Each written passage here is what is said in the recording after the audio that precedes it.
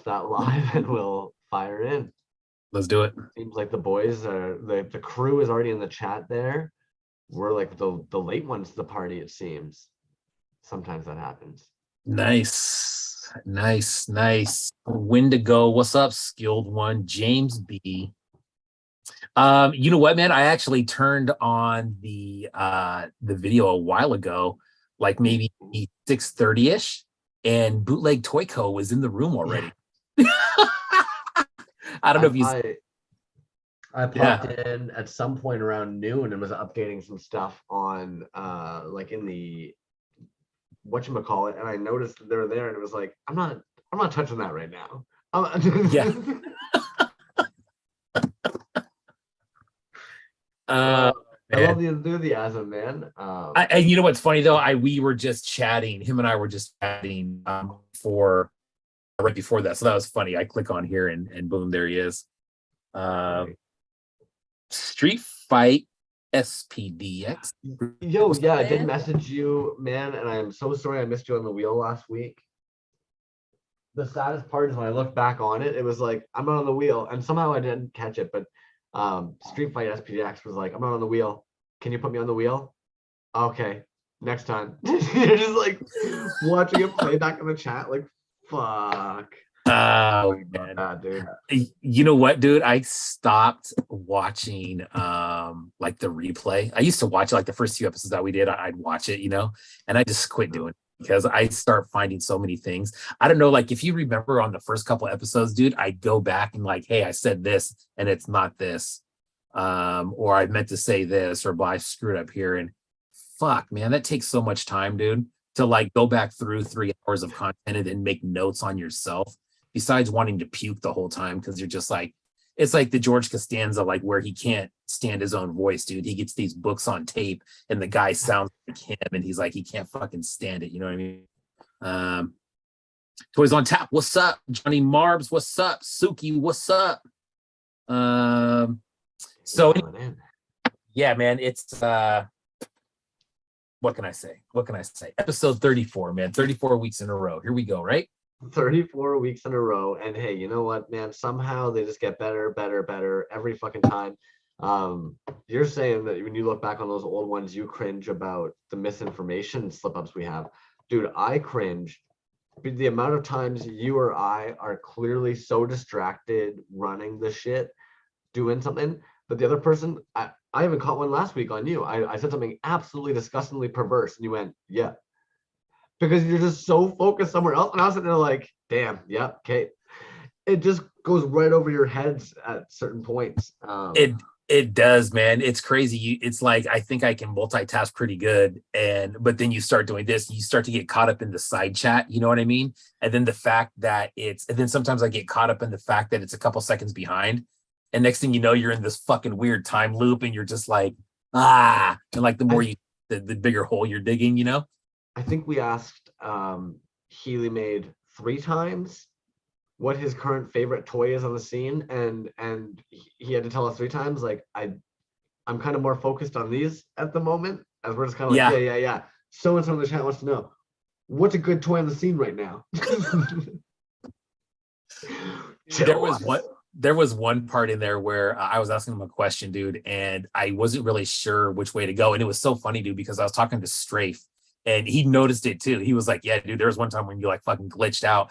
And I totally did. And you jumped in and saved me because it got super awkward there for a second, dude, because I was trying to ask a question, but not make it sound offensive. And I just totally drew a blank on how that should come out of my mouth. And like I said, dude, luckily you jumped in because that was awkward as fuck. Was it when we were bugging about how many people package up to send shit out?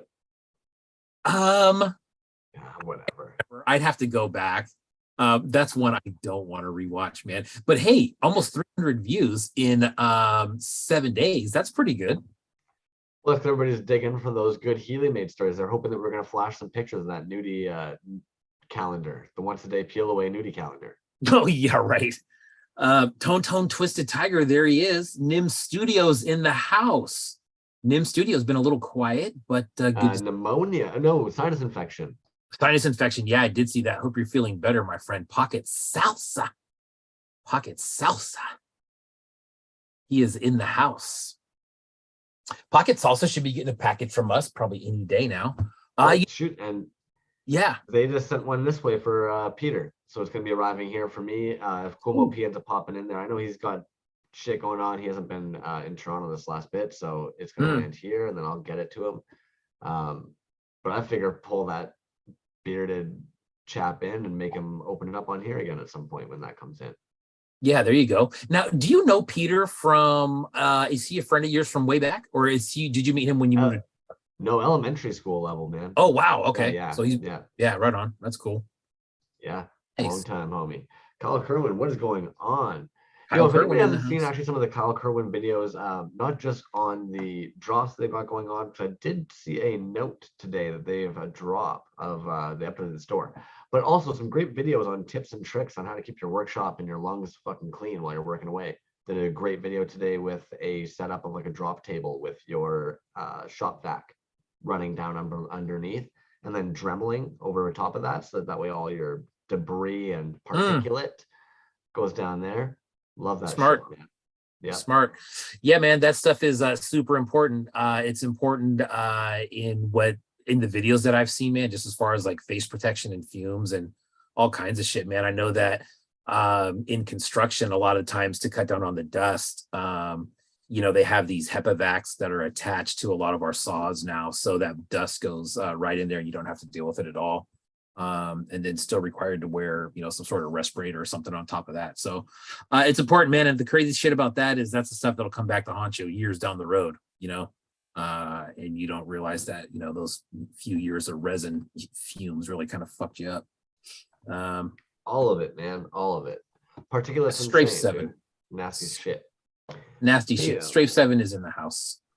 Real quick, before we pull in Tone Twisted Tiger, because I know that we can get chatting forever, and gonna want to pull them in.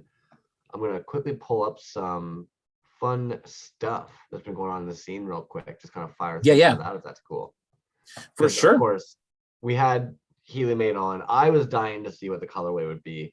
I wasn't expecting it to be this, to be honest with you. No complaints, but I didn't expect it to be this colorway, but I believe this makes sense when we look at the I posted a story post today, I guess, that gives like a breakdown of, I would imagine it's going to be the order we can expect to see this new figure be released in. It's not there anymore, but it was all the Raiders showing like the colorway drops. So yeah, man, I know which one you're talking about. I think there was 12 Raiders on there, or 15.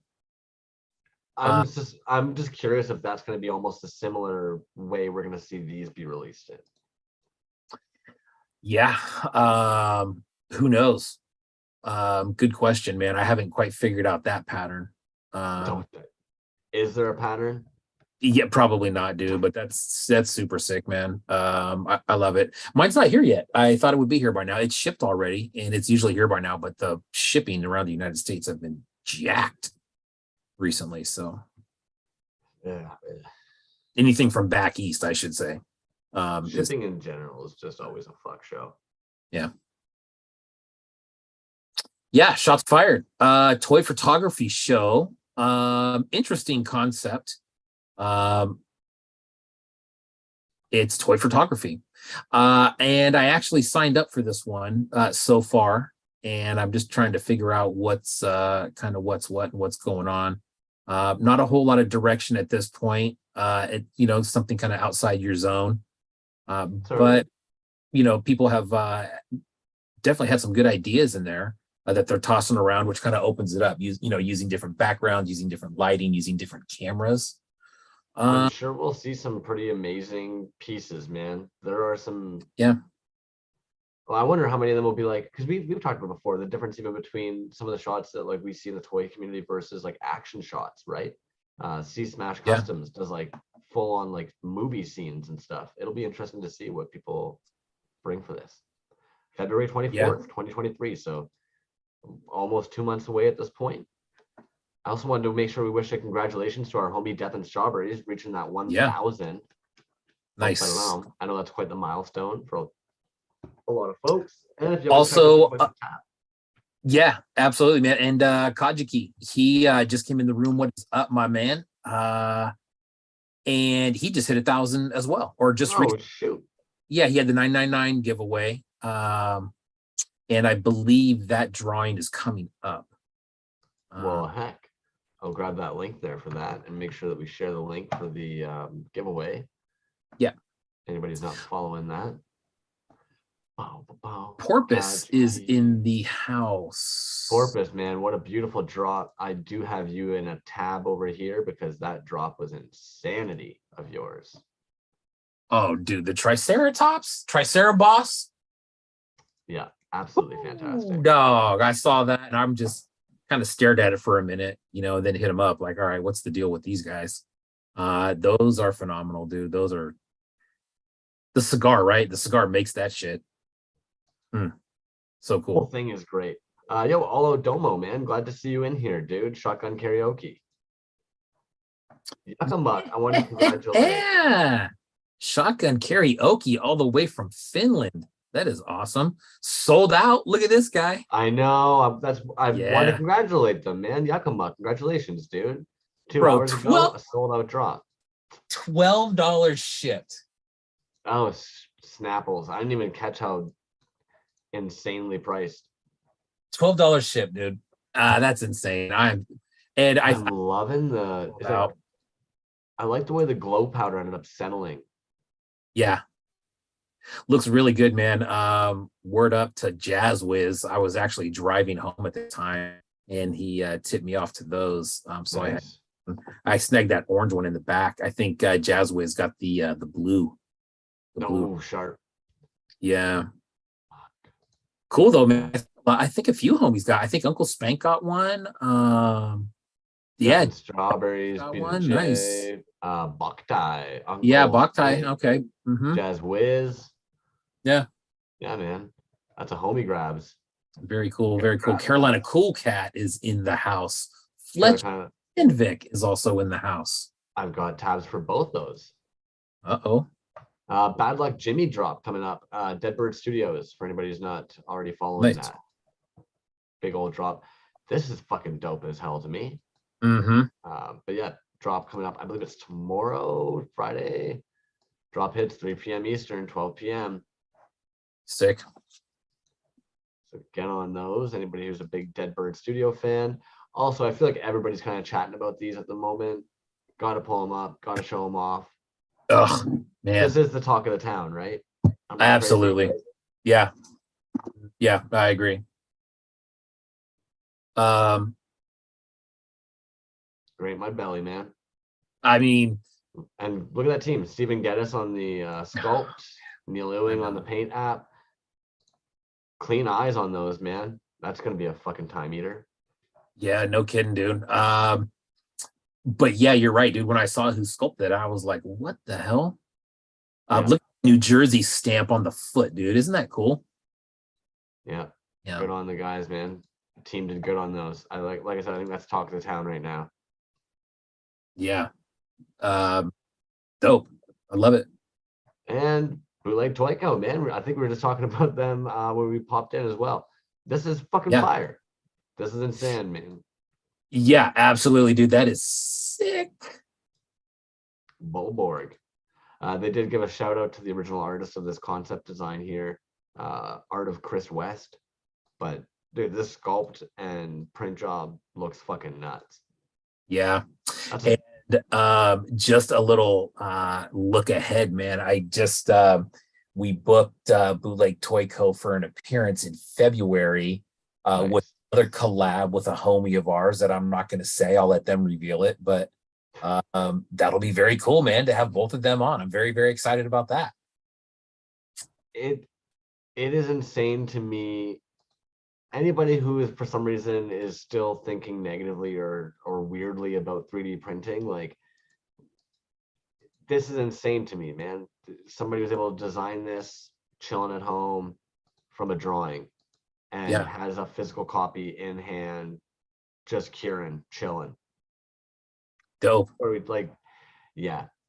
And like, I don't even like this, in my opinion, like as a sculpt, it's pretty on par with what we were seeing come out of the oh fuck, Slice City Rebels team.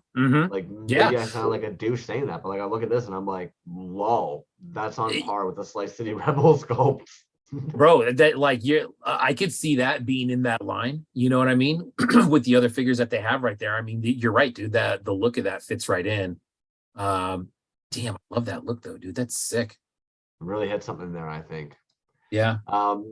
And if nobody's seen these yet, I'd be absolutely surprised. Death and Strawberries, thanks for pointing these out to me, man. But good, man. These look fun as hell. I think we've kind of seen them fooling around with the idea of the little people playset for about a year now.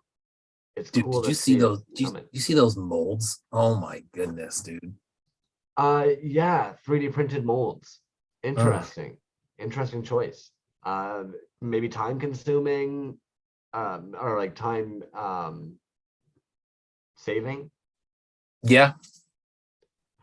I mean, great dude, idea. Those are, if you think of the potential of that figure. Now, I've already seen a few different ones of those, but I really think he's onto something big with that one right there. Just as far as variation and different things that you can do. Look at the clarity on that, dude. That's insane. Well, and so when you're saying Yes. the things you can do, it's like, yeah, Yep. okay, this will be interesting. Yeah. Yep. So Magoo, man, killer. Yeah, that one in the coffin next to it, that was cool. Oh, there it is. Jeez Louise, dog. Now, I was even actually talking to somebody about these today. I almost feel behind at this point. I feel like I can't catch up. Porpoise, man. Like when I think about just even what you've made in this last little bit, from that line even, it's like, okay, well, I know I need the Do You Think He Saw Us? I know I need the pilot pterodactyl. I know that I need the underwater scuba diving fucking dude. These guys, the Slido diver. Yes. And now you're telling me that I'm behind another? These are beautiful, man. Oh, man, those for somebody who claims so to hate good. the paint app part, they are really fucking good at painting.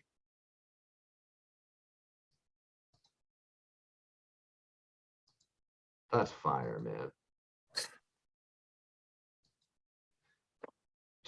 Oh man, that is fuck, man. I love that one. That's going to be at assembly required, I believe.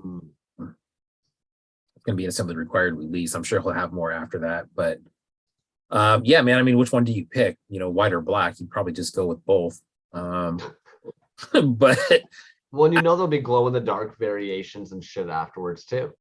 Yeah, and they're so clean, dude. I mean, super clean. Anyways, great job, Brett. Those are freaking awesome. Those are awesome.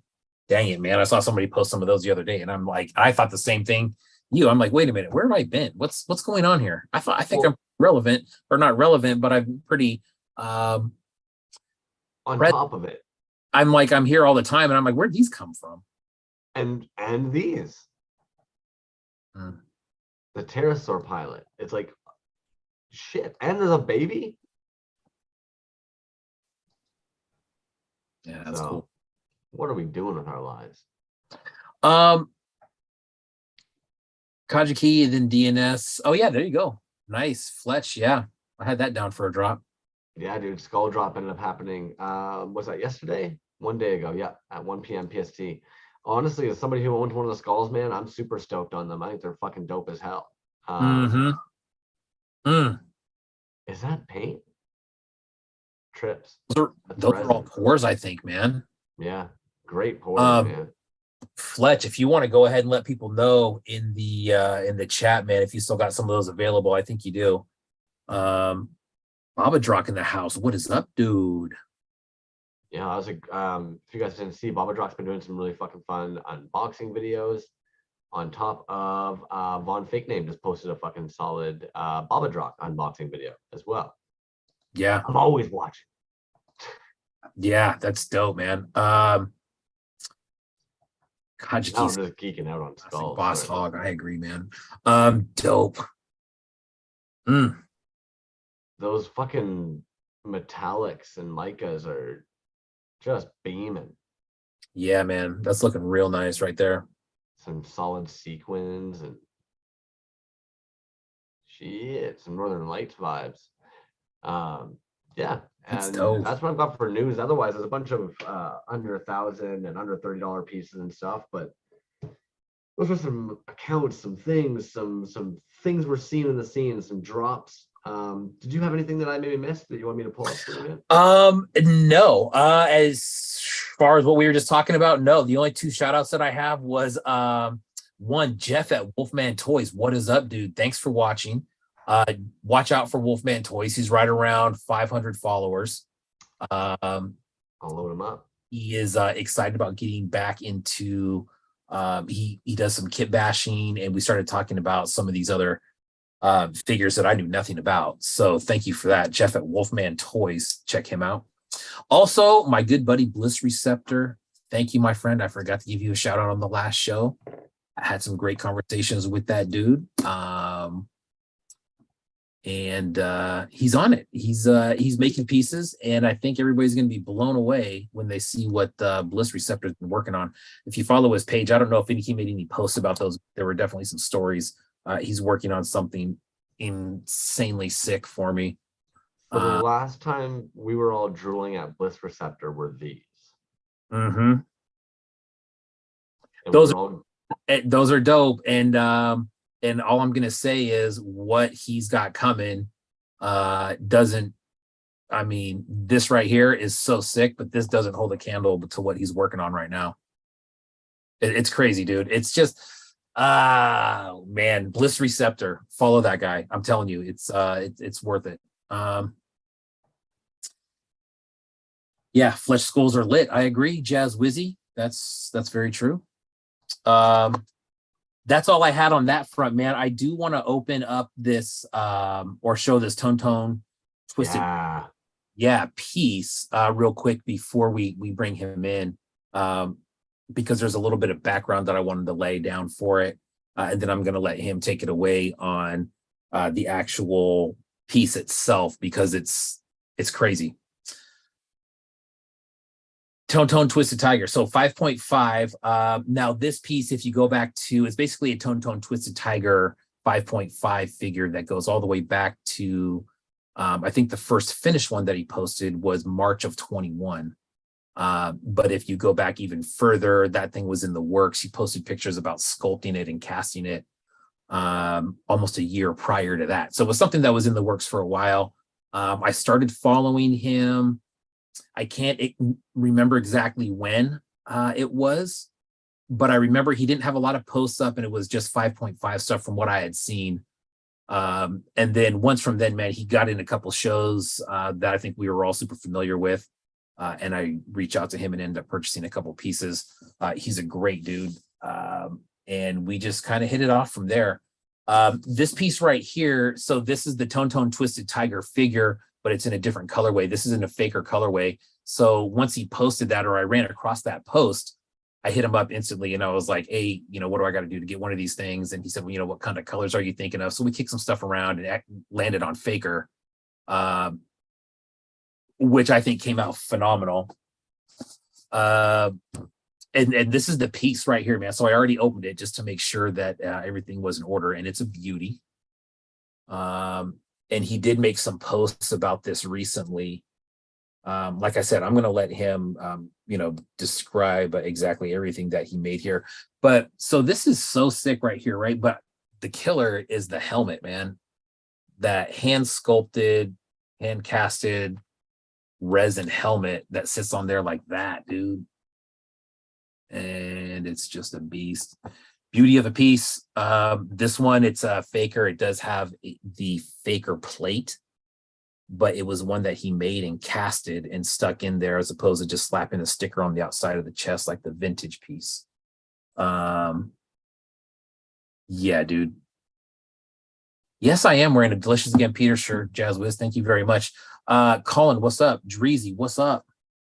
But yes, it's a great piece, man. He does, the majority of stuff that I've seen is all 5.5. We'll let him, talk about this and say exactly what it is, but check his feed for some info, because I think he laid out on there exactly what he's going to tell us tonight.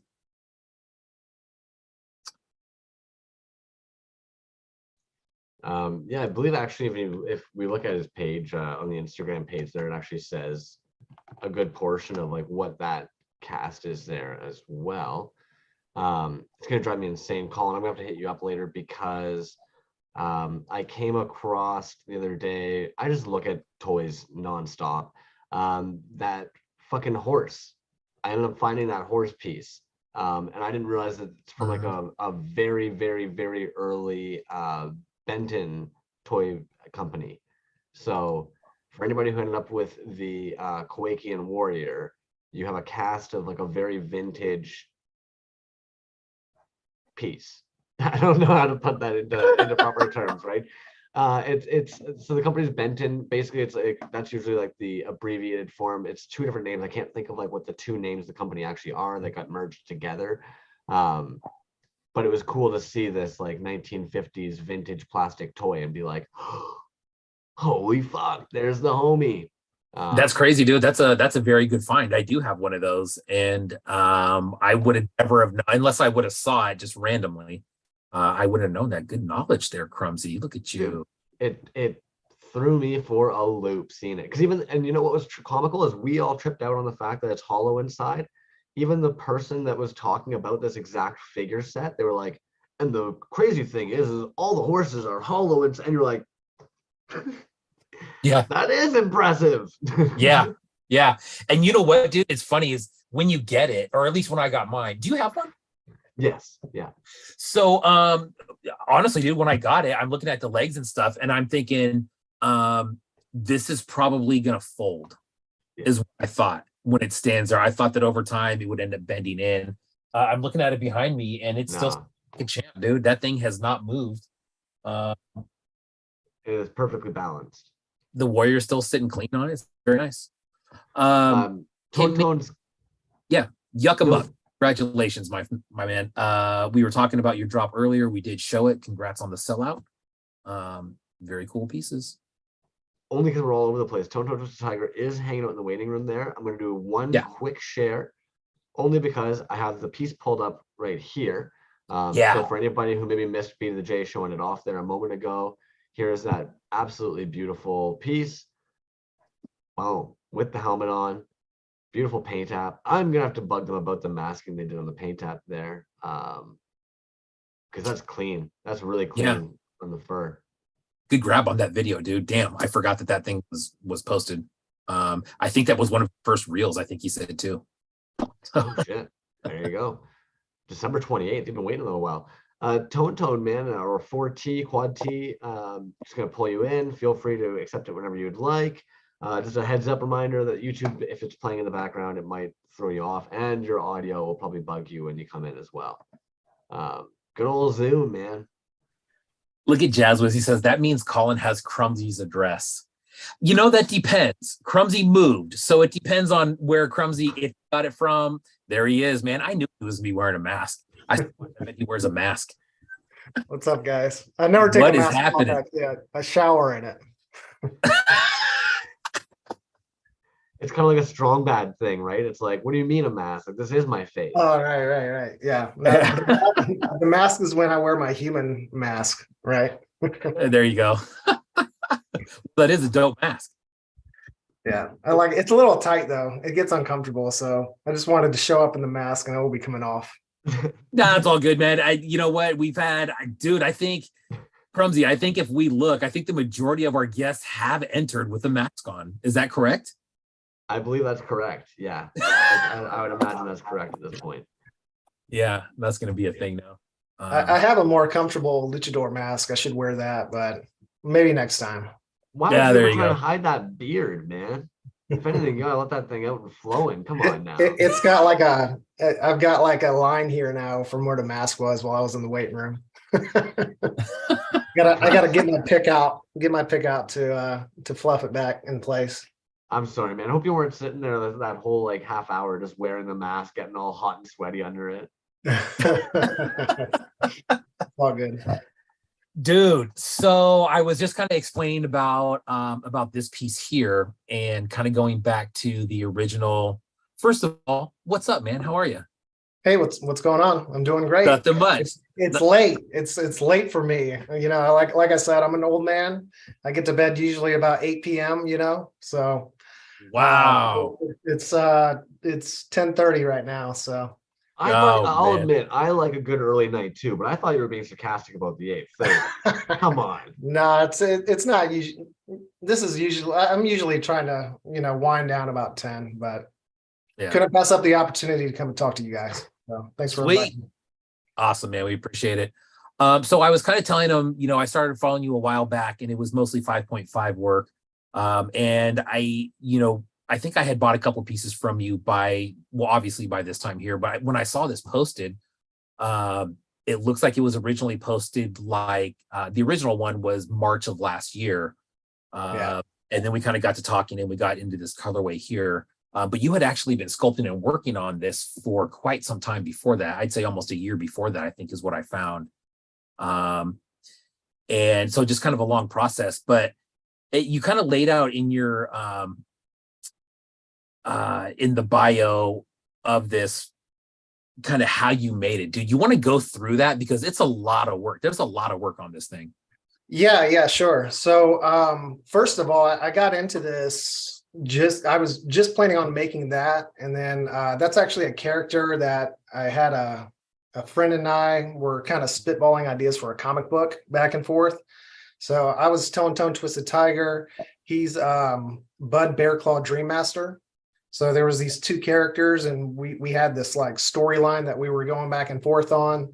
And then I actually happened across an artist at like a drink and draw. So I went to a drink and draw and there was this guy there, Mega Supremo, and he had these, he had made these action figures, actually some back here. And this kind of like inspired me to like take my character and make it into like a 5.5 form. So I picked these up at like an art show that he was at. And then from there, I was like, man, I got to make my own figure, like based, kind of like in the old He-Man or knockoff He-Man size. So I started going to like toy stores and picking up bits and pieces that I liked.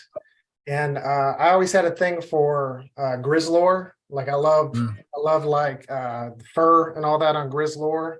So I actually got my original pieces that I casted or that I sculpted from. So I got the original legs are here. What I did is I took the Grizzlor legs and originally I had them in these Manny faces, like the trunks. And I'm gonna try to articulate the legs, but it was such a pain in the ass to get it where I wanted to. So I was like, you know what? I'm just gonna fix the legs. So I sculpted these like little wrestler shorts on there. And I took Now, did you use vintage or origins on that? No, all this was before Origins, actually. Like I started this, like you said, like it was like 2019, 2020 when I really started like collecting pieces. I didn't have a lot of toys actually when I started this. And like I said, I didn't know that I was going to actually get into making a bunch of different figures. This was the only thing I had planned, and I had such a good time making this. And then I kind of discovered the community on Instagram kind of afterwards. I was like, man, there's a shitload of people doing this stuff. I didn't realize it was so good. So yeah, I just started like putting bits and pieces together that I always like loved as a kid growing up. So I started with the Grizzlor legs, and the Manny faces trunks were always cool to me. And then I did like the Stratos and Beastman had the nice like furry chest, And one thing is like it's not me, but it's like kind of a alter ego or whatever. So I was like, I can't have that 6-pack abs. So I covered that all up and like, gave myself a little bit of a beer belly, threw some fur on top of that. And then the Fisto head was close because it already had the beard, and I wanted something that was kind of like semi-recognizable, but I wanted to change it like ever so slightly. So I took the head and like sculpted the hell out of it. It's almost like not even recognizable anymore as Fisto. You see, this is like the original epoxy sculpt is what I use, and a little bit of like shit, like Bondo basically is some of the filler I use to kind of like sand everything out where I wanted it. The arms are all fucked up at this point because I've like harvested them from other pieces, but that's basically most of it. And then like you said, the mask, this was all hand sculpted with a epoxy sculpt. And I just pretty much like gorgeous sculpting, man. Like it's so clean. I'm looking at a picture of it above here when you first were posting about it, but it's so clean, man. Thanks, man. I really appreciate it. The sculpting was a lot of fun. Like I hadn't done a lot of sculpting, you know, like I really like this was almost like my first go at it with this figure. So I learned a lot with this. And then, like I said, it was like I got the fever working through this first one. I was like, all right, I didn't even finish this where I was like thinking about other shit that I wanted to do, you know, and it's a hobby for me. So it did take me a long time, and it's just like working on it here and there in my spare time, which is like very little because I work full time. I go to school also. So it's like I don't have a lot of time. So it's like my outlet. You know what I mean? Yeah. So but yeah, I mean the head is a heavily modified Fisto head. Like you can't really even, if you hold them side by side, you can't even really tell the difference. And when I first started, there wasn't like I said, Origins wasn't really a thing yet. It came like shortly thereafter, but my waist articulation was a little bit different. This is actually my first prototype of the figure. So like this was the first pull that I did. And I had a different waist articulation. So I used like He-Man arm peg, like going down. I don't know if you could see that. Yeah, gotcha. Yep. Then I put the female part like in the body. And that was going to be my articulation. It actually works pretty good.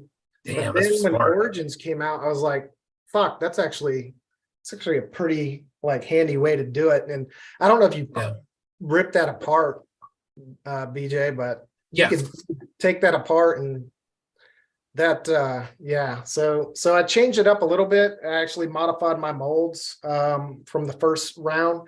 And yours, that is like that's from my original casting.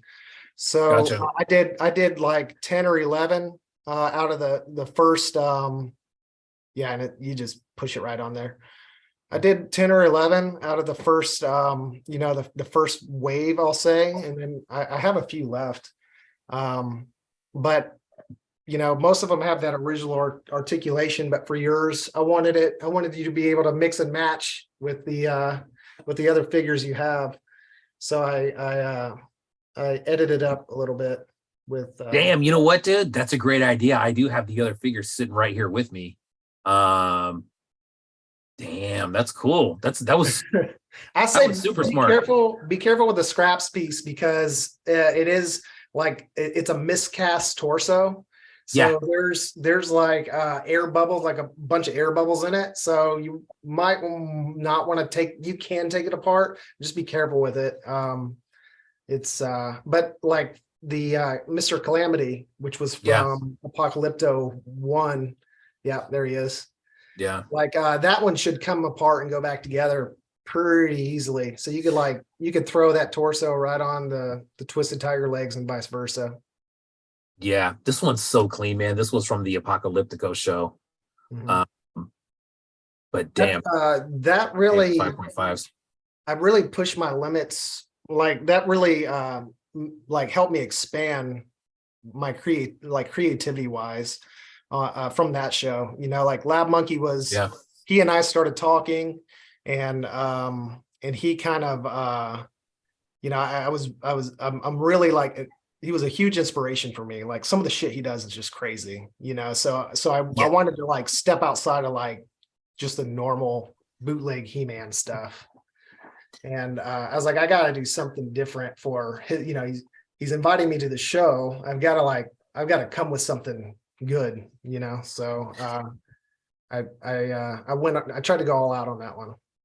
Yeah, this one is way sick, man. This one is actually, I think it's cast in blue, right? And then you paint it on top of it. And so you kind of get that blue glow from underneath. You also got the blue glow in the hand right here. This one, man, you did a ton of work on this one too. But this is another beautiful one, man. This is, I love the cape on this one. What is this? What is this made out of right here? That's actual leather. I just got a bag of scrap leather from Hobby Lobby. It was just a bag of scraps, and I just made the cape out of it. Yeah. Nice. So the head is is Mr. T, of course, like clearly from Rocky 3. There's that the Rocky 3 Rimco made some of the I think they're Rimco. They made the Rocky 3 figures. There's a Hulk Hogan, Thunder Lips, and then there's the Sylvester Stallone, and then Clubber Lang. The torso is Mannix, so it's got like, it's that crazy like 15 pack absurd like Mannix piece, and for those you could, I don't know if you want to, you could actually pop the arms and the head off.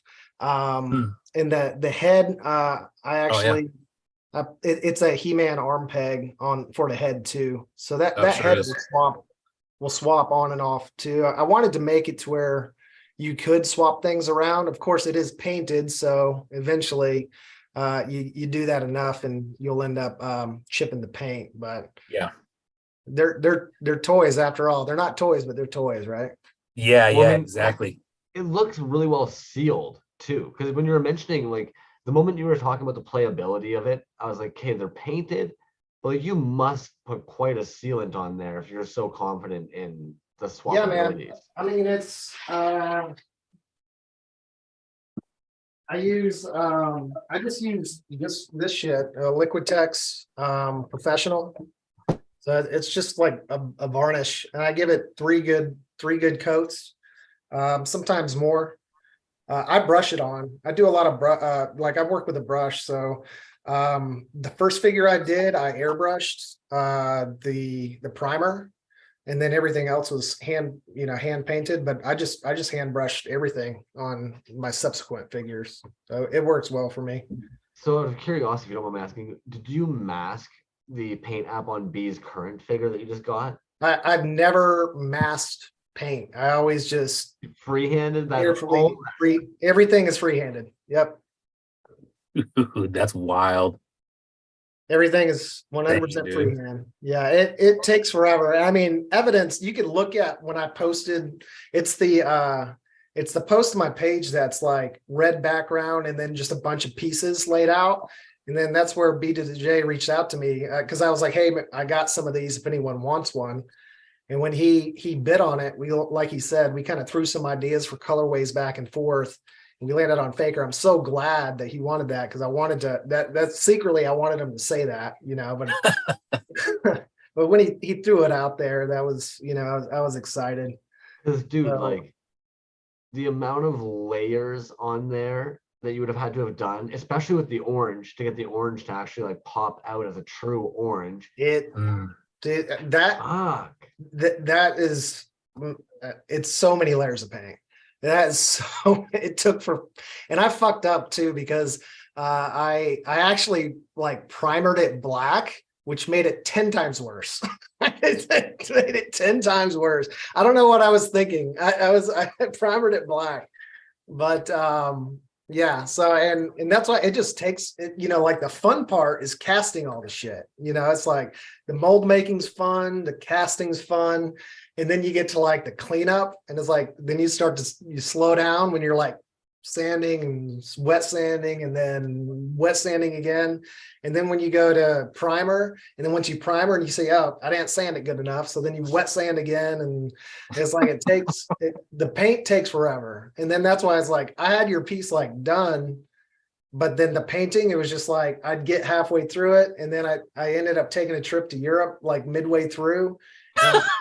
And I came back and I'm like, I just kept like looking at it like halfway done. And I'm like, I gotta get this fucking thing finished.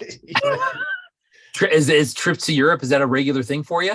No, that was a vacation. My wife and I took vacation. Actually, I went to Iceland and met Victor's Vintage. I don't know if you that's right. Yeah. Right, dude, man. You know what? I meant to talk to him about that at DCon.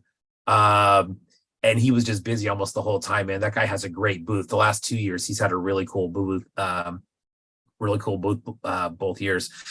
Dude, tell me about the so I think with the faker piece, right? The chess piece. Right.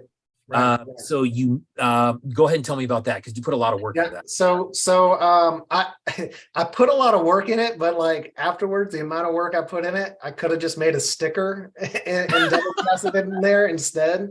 But I actually I hand sculpted all of that. I laid it out on a piece of like metal, and then I hand sculpted every little piece, painted every little piece, and then I double cast it in clear. And then I like carefully like dremeled out the exact same, like I had it double cast first in clear. And then I dremeled out like I wanted to make it to where I went in between the hair so you couldn't even tell that I sculpted it in there. But yeah, so it's all like handmade and then painted, and then double cast, and then I grafted it onto the original body there. And then you know, I brought the paint in to where it kind of covered it up a little bit. You can't really tell. But yeah, after all that was said and done, it was like, fuck, I should have just double cast a sticker in there and, you know, save myself like 4 weeks worth of work. But that's what's cool about it, man, is that you didn't make it a sticker, and it's its own piece. And then you just you said you double casted it, right? You just carved it out in the chest and sunk it in there. Yep. So yeah, like I took like half my mold and just like set the faker piece, you know, in the I poured a little bit of clear and got it kind of to where, you know, it was leveled up.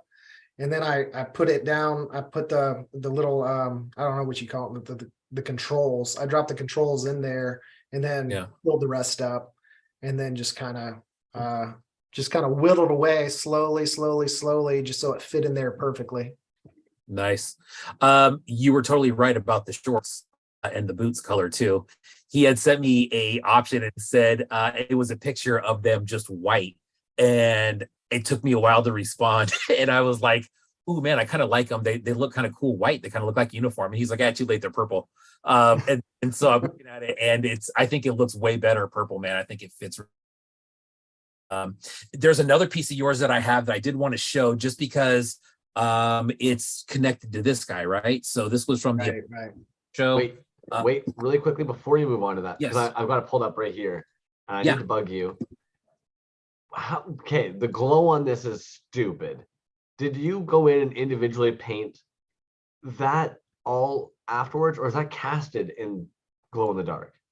No, if you actually, I might have another miscast over here somewhere, but it's just blue. If you scroll down, I don't know if I had progress pick. I don't think I do. I really suck, by the way, at at posting. Yeah, I don't have any of my progress pictures in there.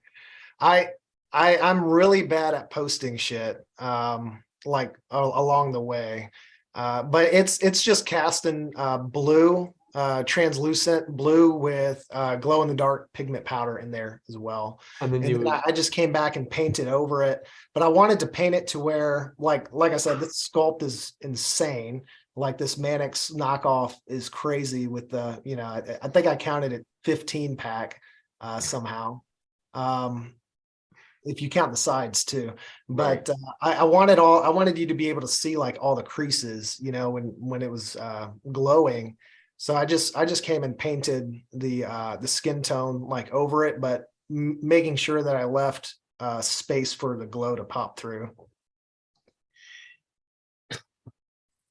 Meticulous, man. Oh, dude, it's so good. Yeah, meticulous are insane. Like insanity has been thrown around too. But you enjoy it? Look, man, and you have that whole look through like the head, the arms, the hands. It's that same blue undertone with the brown on top, man. That's exactly chef's kiss on that one. Yeah, and so that arm, the what is that? Left arm, that blaster comes off. You could pop it out. It won't hurt my feelings. You might not want to do that to your toy, but it pops out, and that will fit right on a Fisto or Jitsu, like that's the same peg as Fisto and Jitsu, and that's from actually a Hurricane Hordak. So I took a Hurricane Hordak, if you guys know what that is, and Yes. I ruined the figure because when I molded it, there's resin like forever stuck in Hurricane Hordak's like arm now, and the action doesn't work anymore. So I pretty much ruined that figure to make that blaster.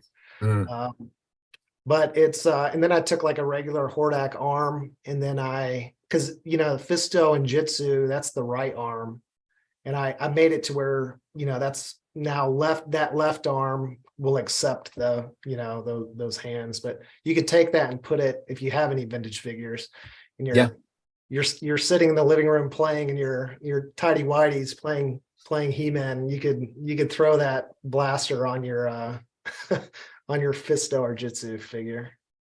That's funny, man, and pretty ballsy to use a Hurricane Hordak, man. That's not like the easiest one to find out there. I mean, they're out there, but yeah, I got it for a decent price on eBay, and it's like I always buy these things. It's like, and I'll be able to sell it back if I ever want to, Yeah. But now I fucking ruined it, so here we are. If you go on my page, I think there's actually a picture of me, or a picture of the Hurricane Hordak arm, like in the mold, leading up to the Apocalypto show. I think that post was like midnight. It was like actually the post right before the Apocalypto banner. You can see him in the background. Yeah, he's just got his arm suspended in the mold. Oh, nice. So all original sculpt on this. 100% original sculpt. Yeah. 100%. Sculpting background, or just something that you just started to do? Well, like I said, that was like the first thing I really sculpted, besides like sculpting little bits of hair. Yeah, you can see I'm fooling around with it there. And before I like sculpted the hair on this, it was looking really good, all smooth. You could see like the top of the head is all smooth right there. And I was like, man, I don't want to fuck this up, because I was really happy with how it looked before I put the fur. But I'm so happy that I ended up putting the fur on it. And yeah, as you can see in the background, you can see the other figures. I hadn't put the fur on the front of the legs yet to cover up those original seam lines. Wow. But yeah, I got that epoxy sculpt, and I still have that same. I'm still working out of that same tub of sculpt. And it's wow. I'm glad you mentioned the seam lines too, actually. Sorry, only when you pulled up that figure, that is one of my least favorite parts about the Motu line, are those super obvious production lines that are right down the fucking center of the legs. The moment I saw yours, I saw that you had the epoxy sculpt just like nice and smooth on it. It was like, thank you. Yeah, it'll be something that like drove me nuts if I had that on there. So I put I sculpted a little bit of hair, and the thing, it was tough to get it to kind of match the original sculpt, but it all worked out. Now, in respect to with seam lines, some of them I'm the same way. It's like, man, you could just like hit that with a file or some sandpaper, but then there's some that's so bad that it's almost good. Like some of the Galaxy Warriors and shit like that, like where they have that real harsh seam line. It's part of its charm for some of them, but some of them where it's like just like slight, like that you can take care of it really easy. Take care of them damn seam lines. But some of it there's some of it that there's a little bit of charm to it. You'll see in like the Lord Baltongus that I did, which is like is the one with Mr. Calamity from Apocalyptico. Those are actually the Mannix legs. So the Mannix legs ended up on Lord Baltongus, and then the Mannix torso ended up on Mr. Calamity. And the legs, I was super happy because they had all those like horrible, like shitty knockoff seam lines on there. And then Lab Monkey ended up getting that piece. So that was like part of an art trade that I was doing. And we got to talking about like seam lines one time. I was like, oh shit, like I don't think he's gonna like this. So I ended up going in and I covered him up. I think I ended up putting like red paint so it looked like like blood and stuff, you know. So I incorporated it into the figure like to kind of meet his particular tastes. That's funny. This other piece I want to talk about real quick. This is one from the Scraps show, right? Right. We had this one at the Apocalyptico show, and then this one was a follow-up at the Scrap show. And the thing that's cool about this one is that there's Scraps pieces from this figure here that makes this one here. I had to have that one. So the thing with that's one of it's a miscast head, and you can see on the back of it I put that piece of leather so it actually stays on. But that, you know, that head got fucked up, and Scraps was a lot of fun. I like begged to be in that show. You know, I hit them guys up to invite me to that, and they probably just invited me to just shut me up. But but I was so happy to be part of it. But the legs actually, so I did a practice. I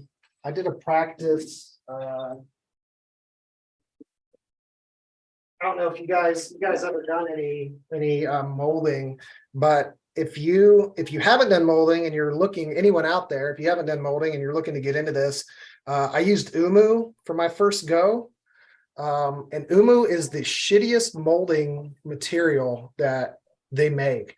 So I took originally the Manny Faces like a figure, and then I think I got it from like a vintage toy shop for like $2 or $3.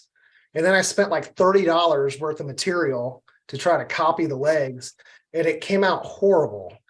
So it's like at that point I was like, screw it. And I pulled the legs off, but and just, you know, use the actual original toy. But you could see it's like this mold this was the very first mold I ever made. And the mold got fucked up. And you can see that that raised section on the crotch, the piece that's in your hand. And I thought it was kind of a cool effect. That was the only pull I did from this mold. So I made this mold. It was a great learning experience. That was the only pull I ever did. So that's the very first piece that I ever cast in my life. You're holding in your hand. Right there. Wow. The lower half? The legs, yeah, the legs are. And you can see actually, like if you look at the mold, there's a little bit of like the stomach. That's exactly what I'm looking at right here. Like right where the belt would be, right? There's like that overlap. Yep. And actually the way that you highlighted it, you made it almost look like a almost like, there you go. Right. It then almost looks like a 3D scar or something. Yeah, I thought it was cool the way it came out. Like it was like a happy accident, you know. So I was kind of all right with it. And like I said, more than anything, I was figuring shit out with it. So I made the mold. I pulled that one cast out of it, and then I chalked it up to learning, you know. And then so I wanted to use it for my scraps. That and the helmet was one of the first pulls I did from the mold. Now that my helmet mold actually, I switched to a better material, and you know, I didn't want to keep throwing money away, so I took my time on the next rounds of molds. But still, I didn't pour enough resin to that, and you know, it was a miscast. But the arms are from I did an art trade with Gorilla Ghost. I don't know if you guys know who Gorilla Ghost is. Super cool dude from Spain. And that was the first time I fooled with pigment. So that's Smooth On 325 that I used a red pigment on, and it got some weird hazy like white effect in it. So it was like, you know, they were I just threw them in I have a whole box full of like miscasts. So they just kind of fit the figure well. I think the crazy color scheme. The shield was something I was messing around with, and that's also a miscast. Like I said, all that scraps and miscasts. So Apollo Creed head, is that what that is? yeah, it's Apollo Creed head. I forgot the guy's name.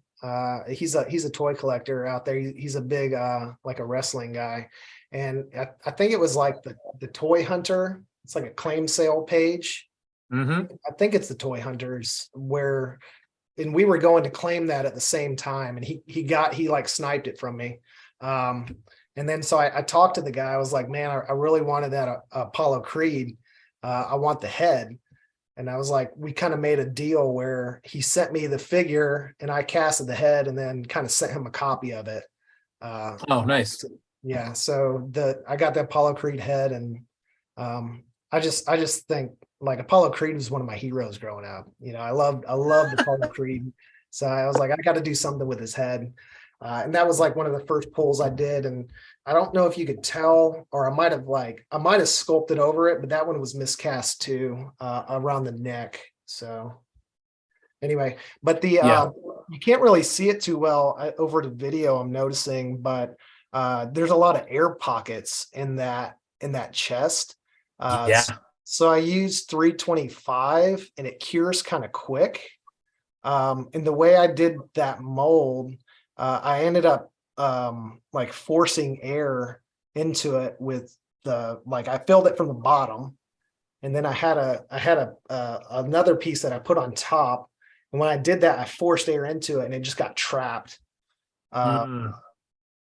So it has that crazy air bubbles in it, but I thought it looked really cool. And like it was another one of those things where it was like, man, it's fucked up, but I kind of like how it came out. So I was happy to get to use it.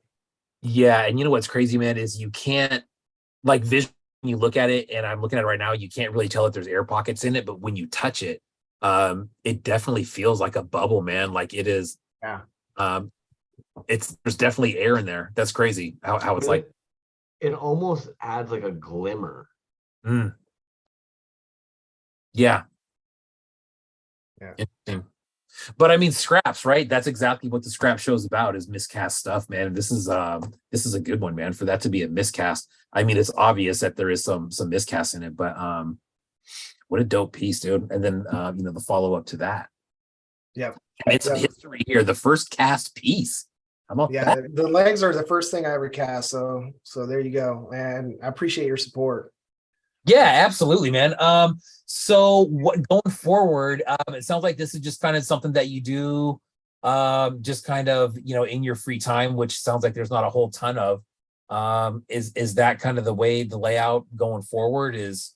Yeah, so I don't have any runs planned per se, and I've actually got counted it up. I get myself in trouble because I have what they call a little bit of a drinking problem, and I get online and start chatting with other artists, and before you know it, like I've got like these trades lined up. So I've got like 2, 3, 4, 5, 6, 7, 8. I've got like 9 trades with some of my favorite artists in the world lined up. And I'm like, and what I do is the first trade I did was Dom de Plume. Yeah. Oh yeah. Great. So I did a trade. I wanted his version of a Tone Twisted Tiger. And he's like, well, perfect, because I want your version of a Dead Rabbit. So I took my second Tone Twisted Tiger. And a funny story, my stepdaughter, or my daughter, calls me Silly Rabbit Beard. That's just what she's always called me. So it's like, so what I did is I took my Tone Twisted Tiger and then I sculpted like a dead rabbit. And so it's zombie Silly Rabbit Beard is what I called it. And so that was my second Tone Twisted Tiger was for Dom de Plume. And so after that, I just started, talking to other artists and trying to get them to do their version of there it is. Yeah, very cool. That was a lot of fun. And that was actually the second piece I made. So I made the first Tone Twisted Tiger, and then I took that and I took one of my original casts from the run, and then I just performed major surgery on it, and did some sculpted pieces, sculpting on top of it. That's dope. That's dope. A lot of fun working on that for Dom, and super cool dude. He's kind of fell off a little bit. He's been kind of radio silent, but we still keep in touch. Yeah, I was just gonna ask, where's he been, man? I have a couple of his pieces. They're both super cool pieces. They have a very unique look to them.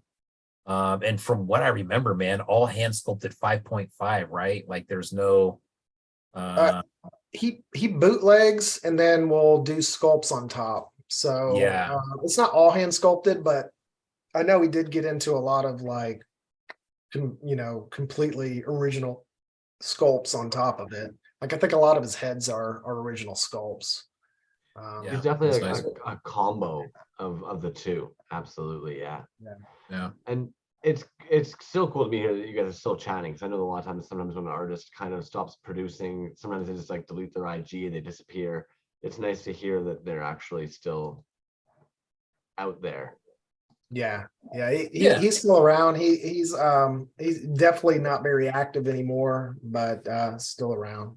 But yeah, back to what you were saying though, like, so I'm doing a lot of working on some really fun trades. A lot of stuff when I do the trades, I like to keep shit secret, like it's like a surprise type thing, and so that's the main reason I don't post a lot. And then I'm interested in doing shows now. Like I'd like to do one-offs for shows, and then trades here and there.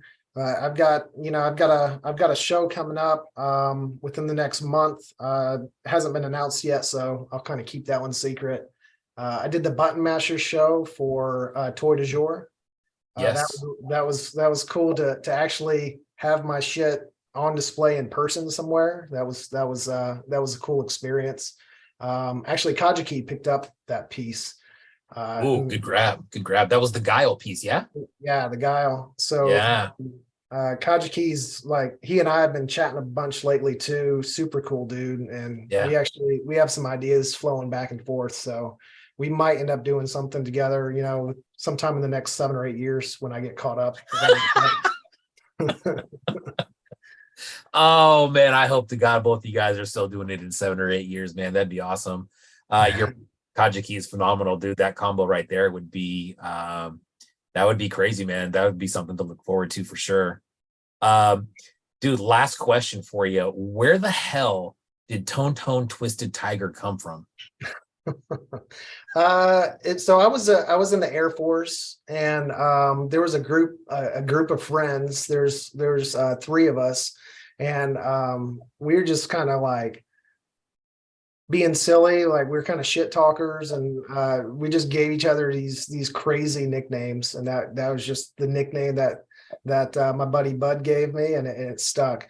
And he was B Bud Bro Bear Nose, and then which is like way more ridiculous than Tone Twisted Tiger. And then he campaigned for years to get his name changed, so we finally let him change his name to Bear Claw Dream Master. So eventually I'll make a Bear Claw Dream Master figure. That was going to be the second figure I ever made, and now like that's so far down the list, it's not even funny.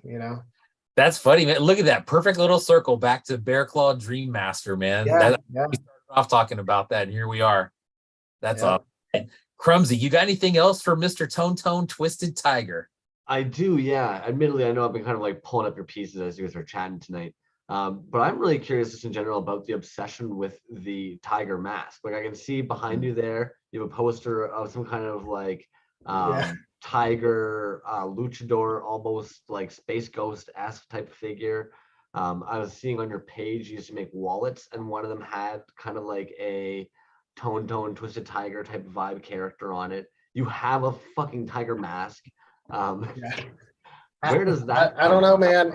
It's just become part of my persona. I'll take you for a little trip real fast, and show you a couple things. I know you guys got more show to get on with, but lay it on us, man. We love my it. daughter, who's an amazing artist, she started drawing these based on Tone Twisted Tiger. She started drawing these like concept concept art of me, and this was shit.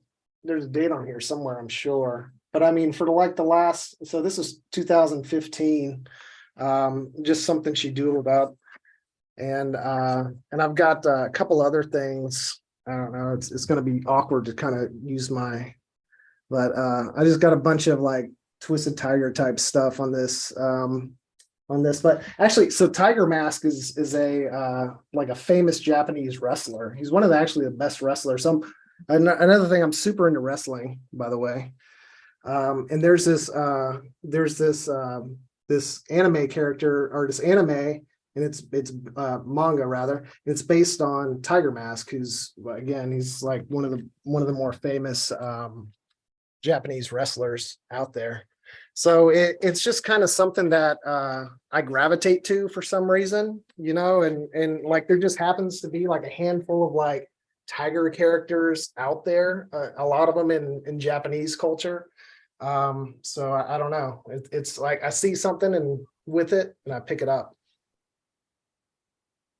It's up that vibe, man. And to be honest with you, like, you've done a great job, in my opinion, of kind of capturing that vibe at the same time of like a Motu nostalgic vibe. It clearly has that like influence of the Orient. Is that terrible? Is that PC these days? I don't know. Yeah, well, yeah, it's I don't know. It transcends culture, right? And it's gonna drive me nuts. The mask you've made for it, like, I know for a lot of the folks in the toy scene that probably love this figure, they're gonna love the fact that it's well, for one, it's very Sofubi-esque in many ways, but it's very Motu. It's a wrestler, it's an action figure. But that helmet reminds me, and somebody in the comments might know it. There's like a toy line back in like the early 90s with Jackson the Rabbit, or like a knockoff of him, that green rabbit.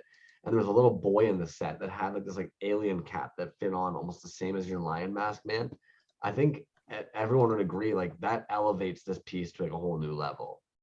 It's like, and I'm not gonna lie, your paint apps are freaking stupid. I don't know if you're insane or meticulous or what, man. Like, to not have any kind of masking and to be doing the amount of layering you're doing.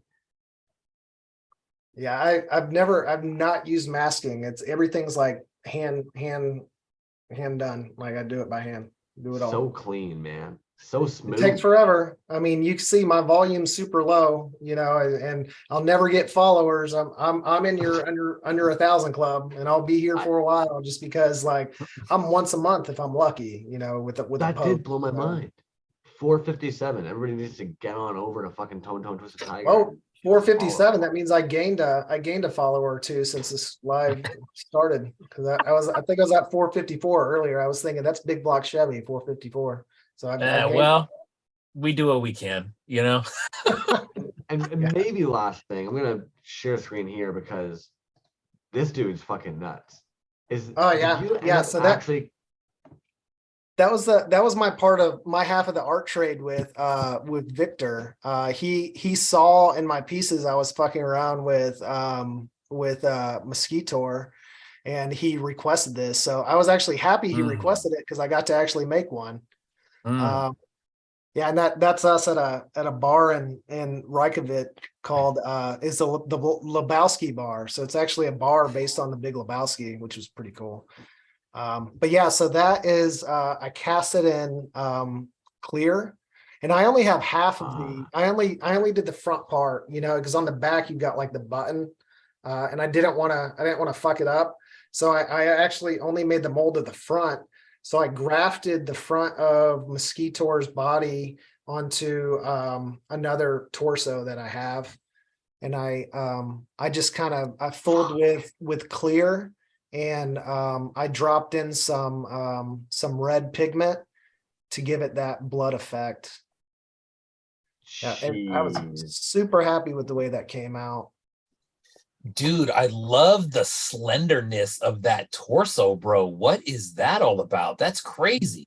See, that's just the original Mosquitor. That's how it is. I picked up a Mosquitor without legs for $5. And then I figured, I'll just make my own legs and this and that. And it just one of them things that it's like super low on the priority list. But Victor came through and he was like, we were talking about, you know, an art trade, and he requested the Mosquito, so I was pretty happy to get to work on one. Damn, sick, man, super sick. But yeah, man. Well, thanks for having me on, guys. I No. appreciate coming on and chatting with you. Man, thank you for coming on. We really, really appreciate it, dude. And I think we learned a lot about your work that we could not have surmised on our own. Yep. Yeah. So thank you. Man, thanks for coming on, man. 457 followers is an absolute travesty. Go follow this 5.5 work. Insane work, dude. These three are proudly on display, man. Thank you again for letting these go to me. Hopefully we will see more. Yep, no problem. And keep an eye out for upcoming shows, and maybe you have another one in your collection one day. You're my second customer. There you go. You're my second customer, and Koji Key's my third. So, well, I promise you, man, we will be doing a show this year, at least one, and we will absolutely extend the invite. We'll be happy to see what you come up man, with. If you're gonna do a show, all I ask, I'd love to be a part. Give me notice, because you know how slow I am. So I need time. So I was just gonna say, hey man, we got a Christmas show coming up. You think you could? yeah, Christmas 2026, man. I'm all in. That's funny. Man. I love right it. on, man. Thanks for coming on, man. Appreciate it. Yep. See you guys. Take care, man. Boom. Goodness me, man. 457 followers. Yeah, insane. I pinned the link for their Instagram up at the top there in the YouTube chat. Anybody who hasn't already, make sure you've switched the chat from top chat to live chat. 4T, Tone Twisted Tiger. Thank you, man, for coming in. Absolutely a treat. What a handsome gentleman as well. Dude, crazy amount of work put into those things. You know what I mean? I think it's really cool that it's just kind of an extra thing for him at this point, but he's really going all out. Like, it doesn't matter how long these pieces take. God, dude, just when he starts really getting into, you know, the layers and how he made projects. You know, shame on me. Yeah, shame on me for thinking this was you and I were talking before this. I thought this was an Origins deal. And I had taken part in my Origins, but I know that they kind of pop together like that. The fact that they've modified it so you can actually fucking right. Well, and then the lamp.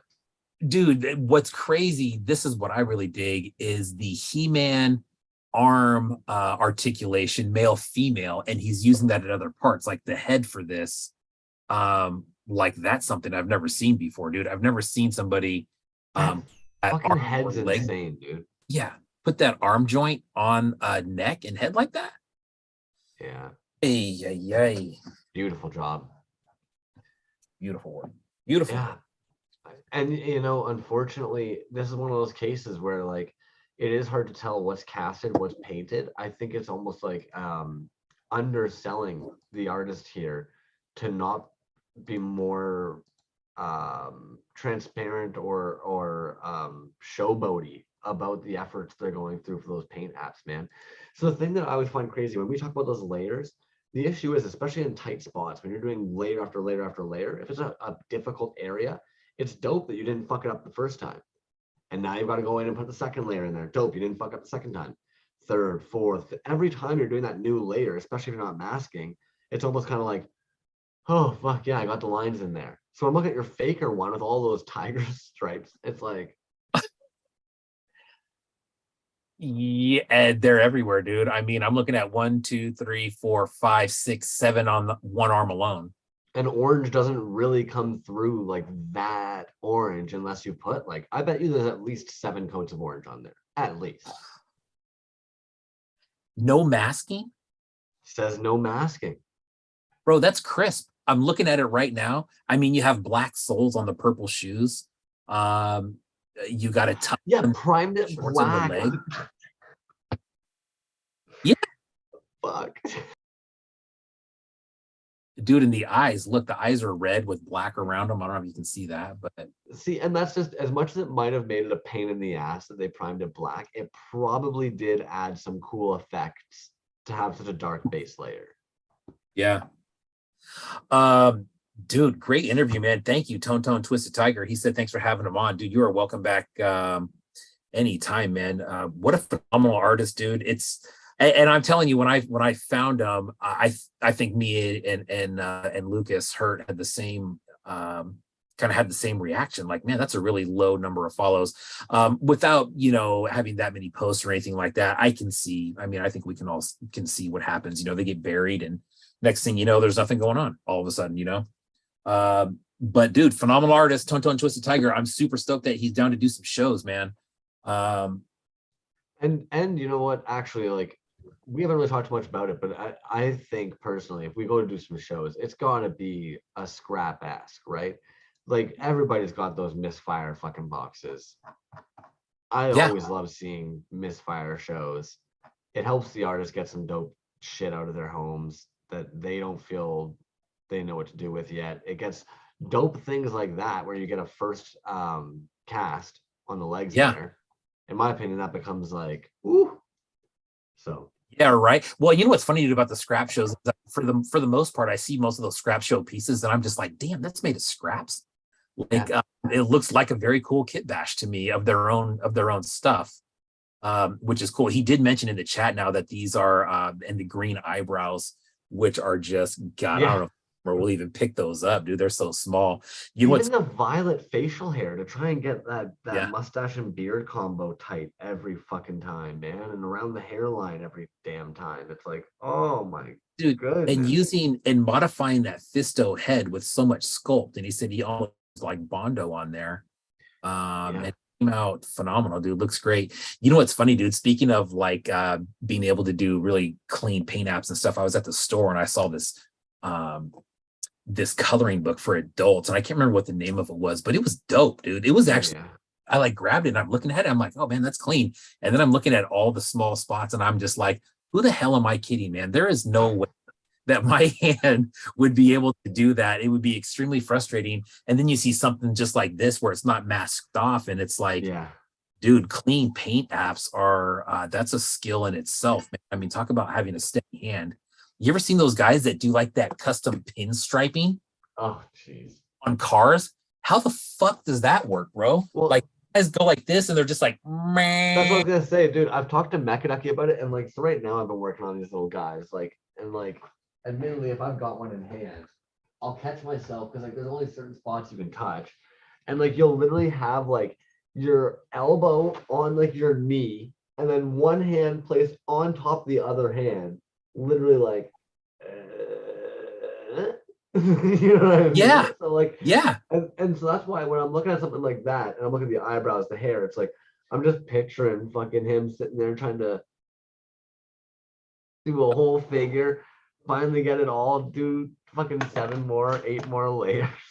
Well, and you know what's crazy, dude, is just like exactly what you're talking about, right? Sometimes I see pieces where people have made little stands and then maybe a clip at the top to hold it on somehow, and they're like doing this thing like this, and you're just like, holy shit, that's crazy. And then you're like, damn, Barrio Boba does that, and he just came out with a run of like different pieces, and he actually put some of the little notes on Instagram that he was painting his ass off, and he had no kidding, dude. Also, Drew there just popped in the chat. I made sure I pulled up the tab. I don't know if you ended up seeing it. They pointed it out, and I was like, oh yeah, how the hell were we sleeping on that? They just dropped a whole bunch of new figures. So I'm gonna pull up that tab in a quick here second as well. I'll make sure to share that in the chat for anybody who hasn't caught those. Good old Plagued Earth though. And these came out fucking sick, man. I don't know if you've had a chance to see them yet. If as you're running on there to like fucking scoop one up, probably. But these were what he was showing us the other day when we were chatting. The pop-off heads or the seam-lined heads. Yeah, dope. And those came out great, man. Beauties. They look really good, man. Yeah, and those are I'm loving the color combos, dude. Like that silver and purple. Almost doesn't even look real. It looks almost like you're looking at fucking 3D programming shit. Fuck, that gunmetal's sharp on there. Yeah, no kidding, man. Tone Twisted Tiger says that he tried his hand at pinstriping, actually. Big Daddy Ed Roth and F. Von Dutch Howard are two of his heroes. So if you're into anything like that, Von Dutch or anything, if you see any of that stuff, that's that pinstriping old school, super cool stuff. Yeah, man. Drew should be having a baby like any day now. Yeah. I'm kind of surprised it hasn't popped, but I know nothing about this stuff. Because that must have been right before, it was the Monday before we had Healy come in. So yeah, that would have there put was a us little bit of at a a little bit of a nervous moment there. Yeah. that it seemed. And hopefully you guys are healthy and staying safe, man. I know that COVID was kind of running a little rampant there for a bit in the household. So Yeah, man, that fucking thing's still lingering around, combined with the flu and just winter. Are you getting a lot of snow out there right now? it's such a weird fucking winter over here, man. Because this is only my second winter in Toronto. Last winter we at least had some snow at Christmas, but this was a really weird winter, man. No snow. We've had like the odd snowfall, but it won't stay for more than like a day or two. Yeah, it's just gray and dark and wet. Yeah, I feel you, man. That's kind of how it is here. We were supposed to be getting some of this crazy weather that they're just like Water. And they're talking about cyclonic winds and all this stuff. And haven't seen it. I mean, there was some flooding in San Francisco, but not all over the place. The freeways are really wet. The freeways here in California suck ass, dude, which, for the amount of taxes that we pay and every time you go over a damn bridge, dude, I'm surprised we're not driving on streets paved in gold, which we should be if there wasn't so many fucking crooked politicians in this state. We probably would be driving on streets of gold, but we're not. And we drive over potholes and bullshit. And then when it rains, they don't drain properly and you end up hydroplaning all over the place. And it's a fucking mess, dude. People are going, in California, bro, 80. I have friends that are CHPs. They're like, hey, if you keep it under 80 to 85, no one's going to bother you. And that's the truth from what I've seen. I drive a lot.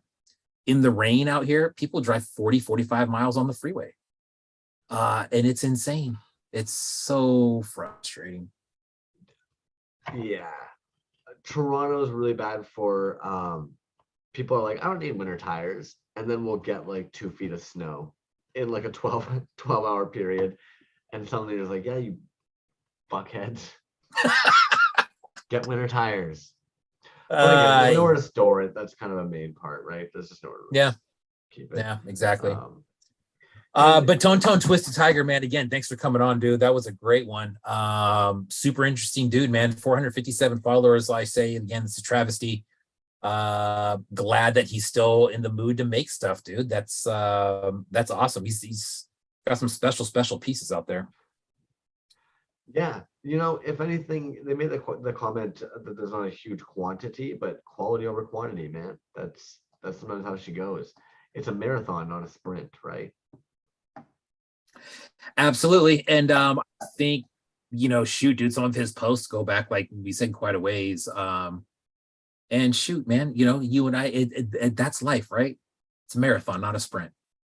It's everything. Sometimes we got to stop sprinting so we can do the marathon. And that's what it's all about, right? That's kind of it, man. And they've accomplished a lot of fucking dope ass things this past year too. Several art shows with some big wigs. With some big wigs, man. You know what's funny is I didn't want to throw it out there while he was talking, but if you saw one of his earlier posts, dude, getting shout outs from Rainbow Yawn 120 weeks ago. You know what I mean? I almost made the comment actually when like we were talking about like, oh, he's got the artist trade list. I was thinking like, oh yeah, how far down is Rainbow Yawn on that trade list? Yeah, you can tell it's like, yeah, when he was first pulling out those molds and casts, there's some big names that were rooting for that artist and are still a part of that. We were saying it just like a week or two ago, man. Rainbow Yawn, I feel like sometimes people think he's almost too big to fuck with me. He's just a toy lover who makes some dope toys, who happens to have a big following. Yeah. Nice guy. Yeah, nice guy. You know, super cool, crazy work. God, those pieces that we just saw in Heavy Metal Hanukkah, bro. Those things, I'm still thinking about those. There's been a lot of heat drops this past month. Decon right into just drops, man. I'm, Pardon? you Oh, again? Maddie is next. Tone Towards the Tiger said Uncle Maddie's next. So there you go. Yeah, and yeah, that's cool. That's cool. He mentioned something like that a while ago, and it's he's very hush hush, but that's cool, man. I mean, dude, shit, Tone Twisted Tiger, and We see everything though. yeah, right. And Rainbow Yawn, what a combo. So what's up, man? You wanna open some of this stuff? I got a couple things to show off here. Let's see. I'm gonna cross off some of this stuff that we've done already. Drops. We covered Yucca selling out. We talked about Shots Fired, the toy photography show by Slug. Skilled One just mentioned assembly required, and you know what? I'm gonna forget all about it because I have a couple times. We've brought it up, but it actually happened, and they're now doing an online showing for it. This is not a Star Wars movie. Is that what it was? Who's doing that? Go watch a Star Wars. Is that what it? Is that what that was? I think that was. Who's that doing that? Toy Toy du jour. Yeah. Toy du jour. Yeah. We're on this. We got there. Yeah. Pretty sure. But I feel like it just kind of came and went really fast, man. Yeah, for sure. So if anybody hasn't hopped over to Toy du jour, I'll post the link in a second. But yeah, they did oh shit, that's dope. Yes. Jeez Louise, I love that. So that was that backer, that's the faker piece that Tone Twisted Tiger made instead of making the sticker for it. But that's basically that's that board that he was talking about. That looked like that was an ETC piece. Was that what that was? Oh shit. Yeah. That's very cool. This one? Yeah. Now you know what? I actually have that piece, but there's a different figure in it. Jeez. Okay, Yeah. okay. You're that backer. It might have been the backer on that piece. Maybe that's what I was looking at. Jeez, man.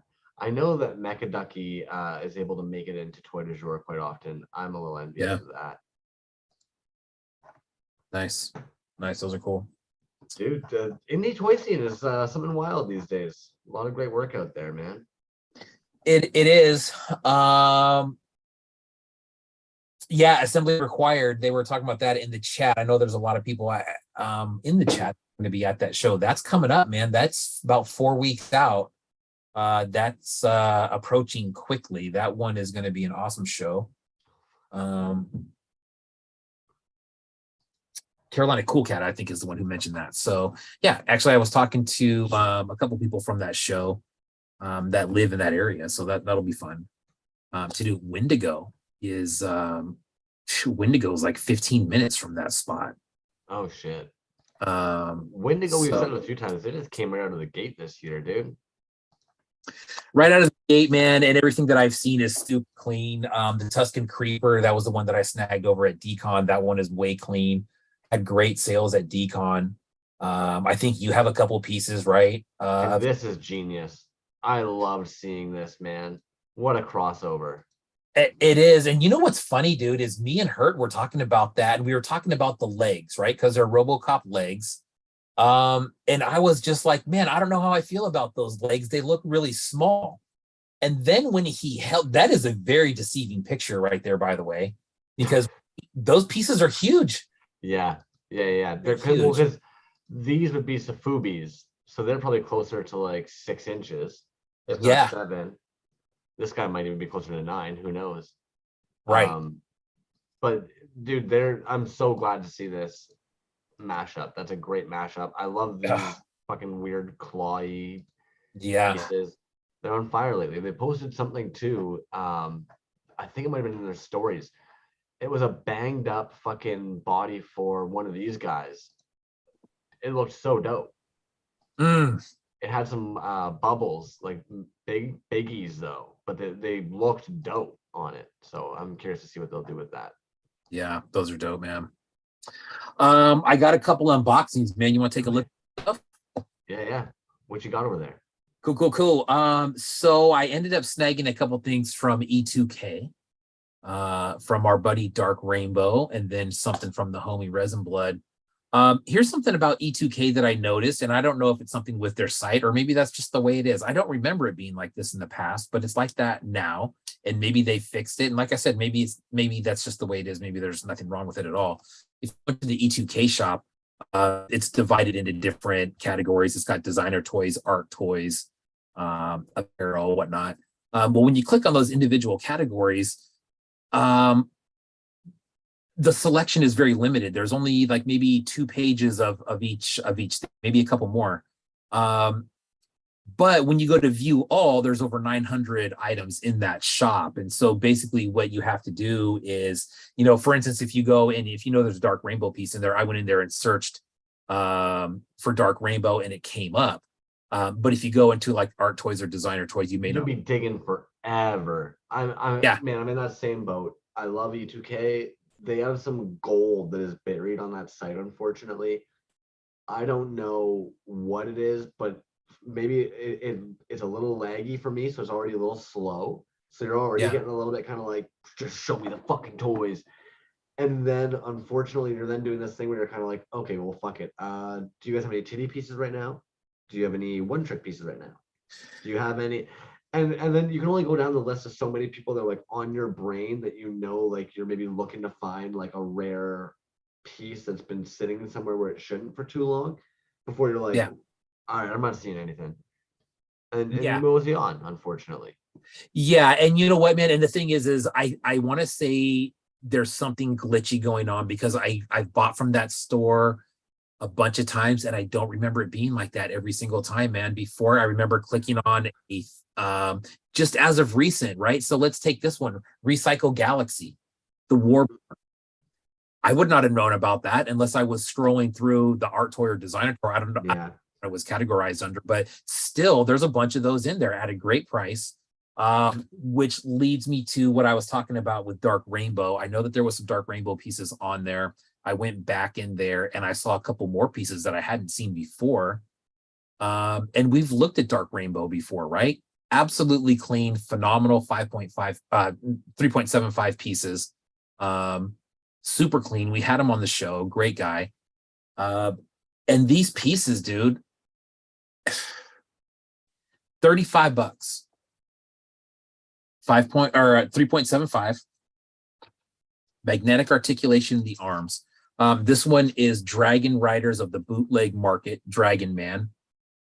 Nice. This is just bagged. And then this is the piece here.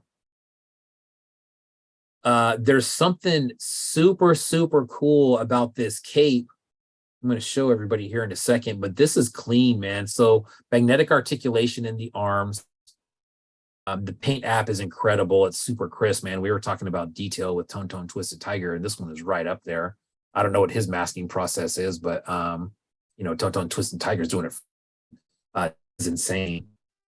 And the cape on the back, right? So check out how this thing attaches. I'm gonna take it apart real quick. It basically has, so you have the wings, and then it's got these little tabs that fold out, right? So you have those 2 tabs on there.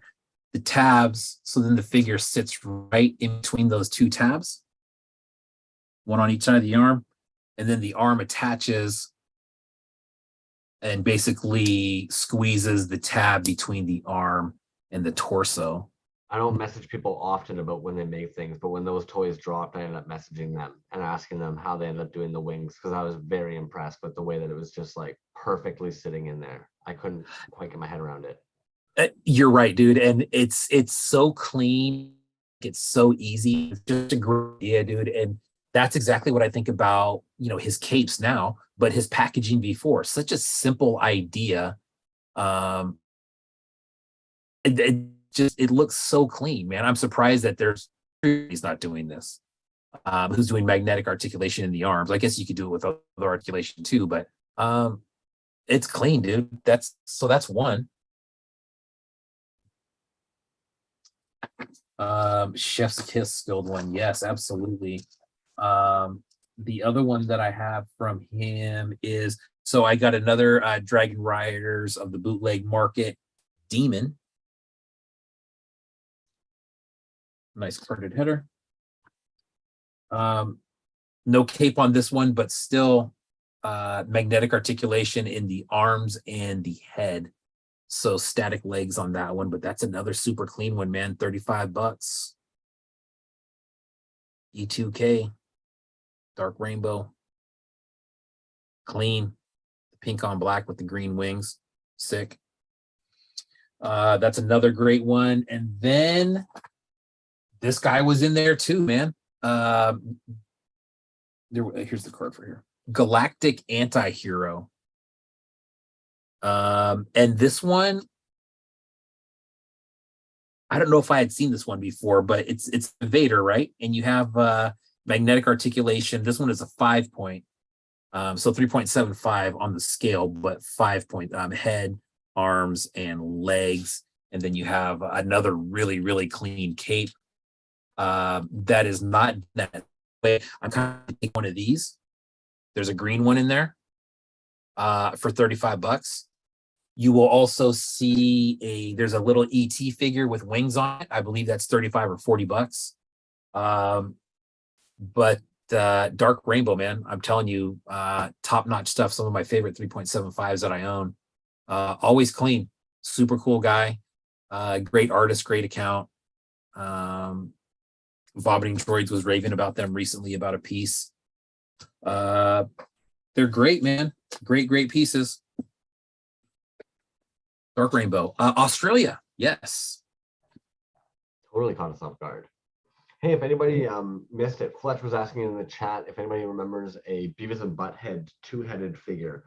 I thought it was the Gorehound one, but it was not. So if anybody else has any ideas, please drop it in the chat if you happen to know it.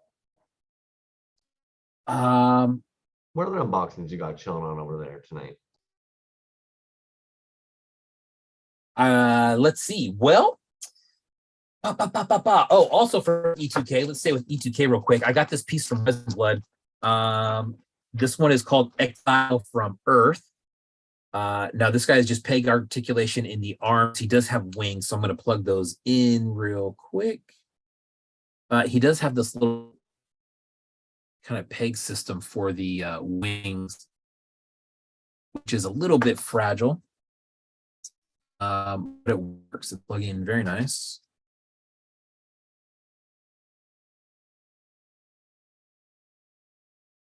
Yeah. This one, like I said, articulation in the arms, but then there's a paint app over the top too. It's like a purple and kind of a teal, that kind of chrome oil slick finish, which is sick. Love it. Good job, Eddie. And like I said, the wings do plug in and plug out.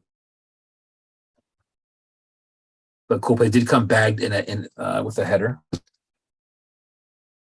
Right there. But cool, this was in E2K again. This was probably 35,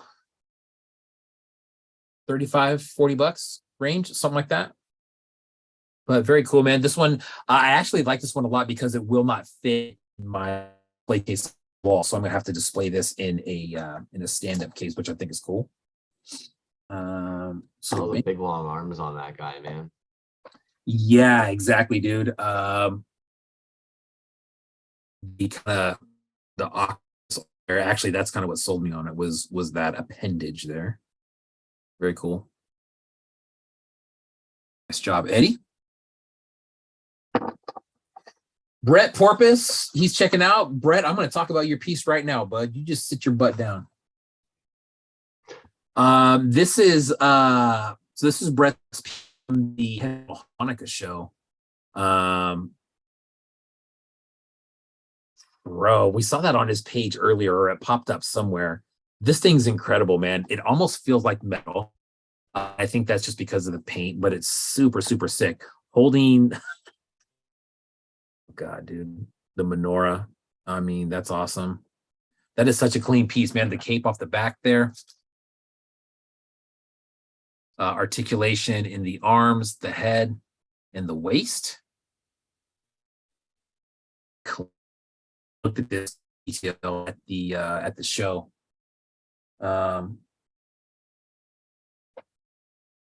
Silver Hawk was making anything. Tone Twisted Tiger, thanks for coming in again, man. It looks even better in hand there, man. Yeah, man, it looks really clean. The black on silver is really nice. That chrome is just bouncing. It feels metal. It looks metal and it feels metal, which is crazy. There was also the other one that he did was blue and white. That one was really sick too. But this thing's phenomenal, dude. That's really cool work. Heavy metal Hanukkah piece right there. Sick. Bought this while we were on the show, dude. I couldn't believe it was still available. Somebody jumped right in there. Oh, trippy. You say it's Molotov, so I'm wondering if that's a liquid chrome Molotov paint markers. Jeez. Yeah. Dude, the articulation on the head is so smooth, dude. 360 degrees, and it's just like not catching on a single thing, eh? Not a single thing, dude. Like, when you look at it right there, it looks tight, you know what I mean? But you spin it, and I mean, all day. They're part of some kind of weird secret cult, man. Them and fucking Lab Monkey #9. There's some secret sauce we're all going to learn at some point. Yeah. Dope, man. That porpoise, man. Yeah, very cool. Strafe 7 next. Ooh, did you end up getting one of the fucking Hanukkah ones? I did. I definitely did. Super sharp. So this is the Heavy Metal Hanukkah Diver. Death Metal Diver is what this one is. Straight the tag on the back. That. This thing's cool, man. I don't know, dude. Like, you really have to have. They look amazing, man. But once you get one in, you can kind of appreciate how actually clean it is, dude.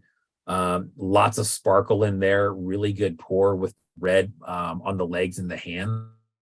These were all different. Gold detail on there. The helmet does come off.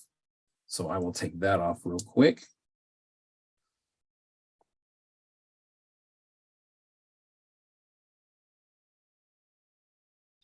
Oh, and then there's that Heavy Metal Diver helmet, man. Now, I don't know shit about casting, but that can't be easy to make, especially when they come out so clean. There is a ton of glitter when the light hits it. Super, super cool. But dude, good articulation in the head. Everything moves nice. Things nice and tight. Great.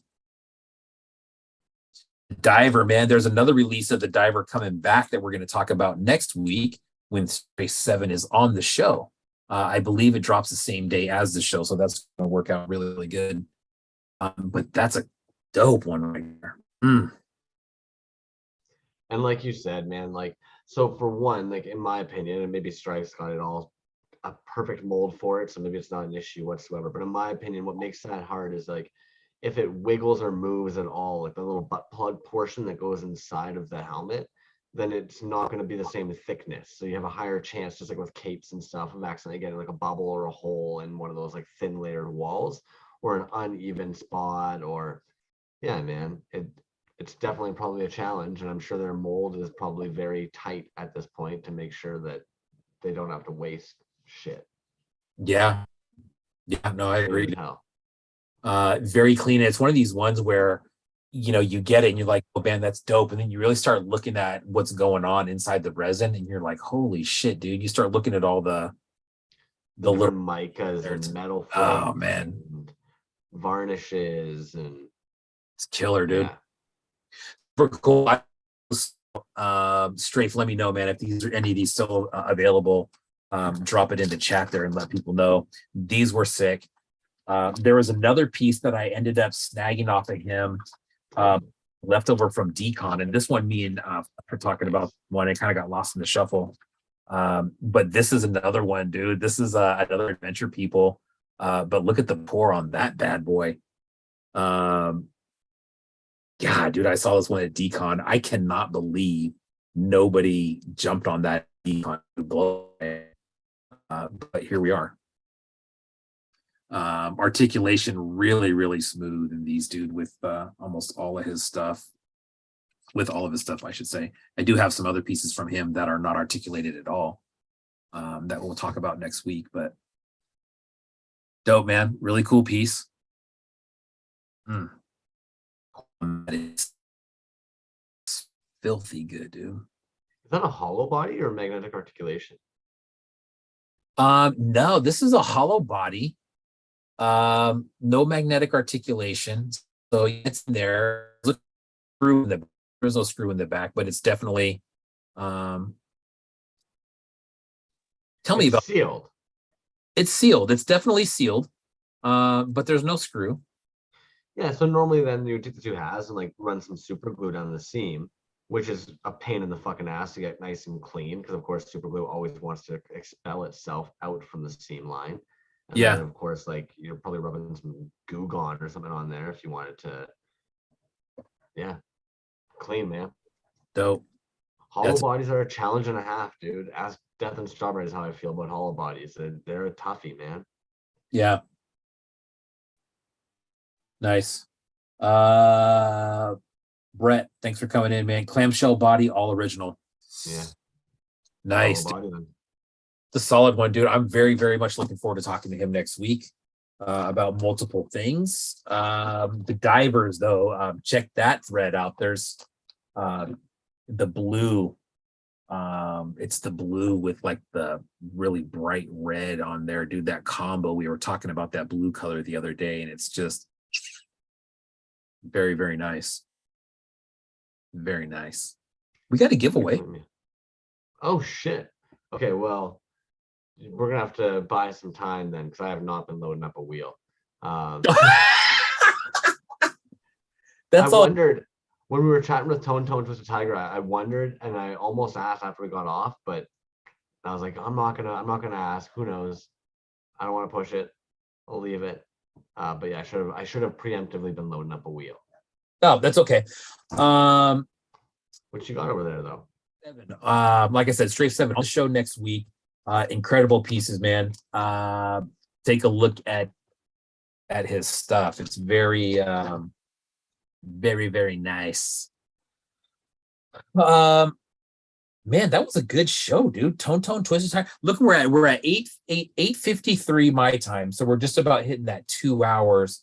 And just so everybody knows, man, like this is kind of like where we want our wheelhouse to be in this kind of 2 hour range. I know when people are watching on the replay, it doesn't really matter, but when it's live and we're dealing with a bunch of different time zones, man, I can see people just on the other, you for one, you know what I mean? Like you're 3 hours ahead, bro. And sometimes we end at like 1 o'clock in the morning your time or later. And that shit's crazy to me. So anyways, 2 hours would be like we'd like to be there. Sometimes it works, sometimes it doesn't. Most of the time it doesn't.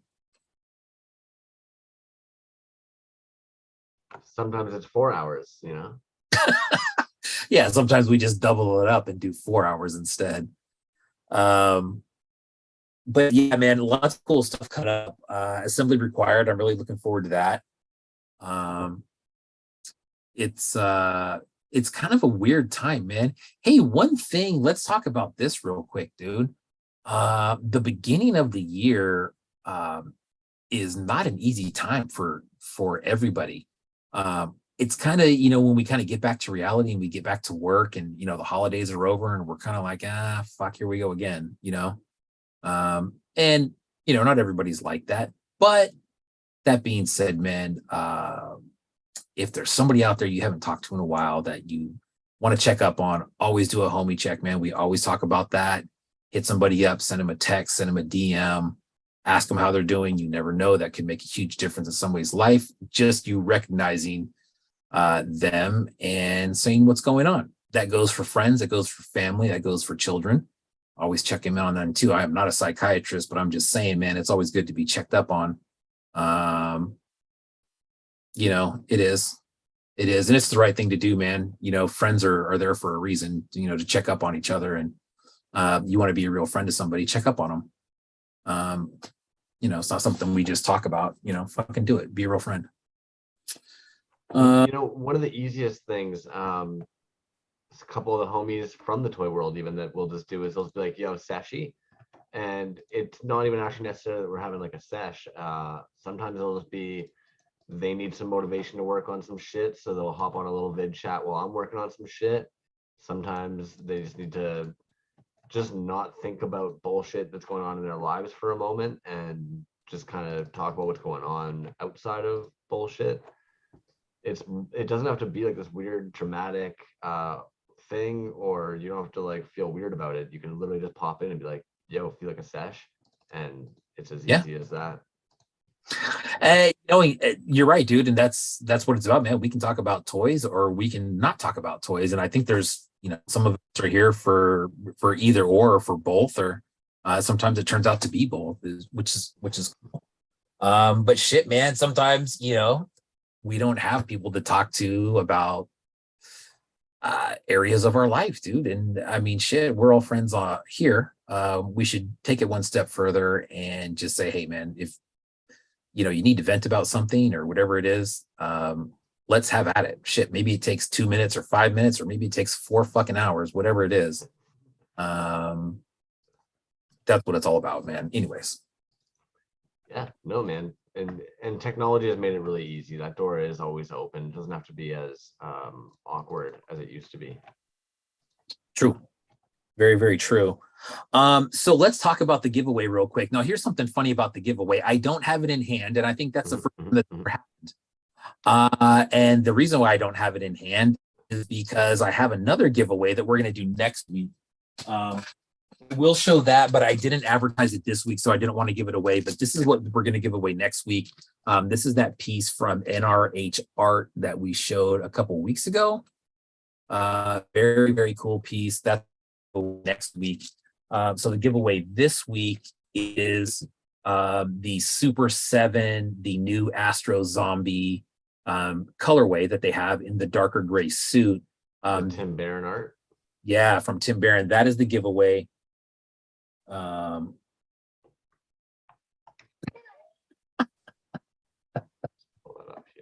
Pocket Salsa, you're a gem. Thank you for that, man. Pocket Salsa, available to talk. Crumbs gets all my dirty lunch. Skilled One DSP. So is that the colorway? The Astro There it is. Wave, right? There it is, man. That's it. So that will be the giveaway this week. I'm gonna go pick it up tomorrow at Super 7 and I'll send that out. But yeah, I got a couple things on the list tomorrow. I'm gonna take the day off of work and take my son out there. And actually, nice. Yeah, and then actually the good lad Hurt Toys will be joining us. So it'll be the 3 amigos out there tomorrow in San Francisco. Hide your wives, hide your daughters. Yeah, braving the cyclonic. Oh shit. Skilled One. Yo, jokes, dog.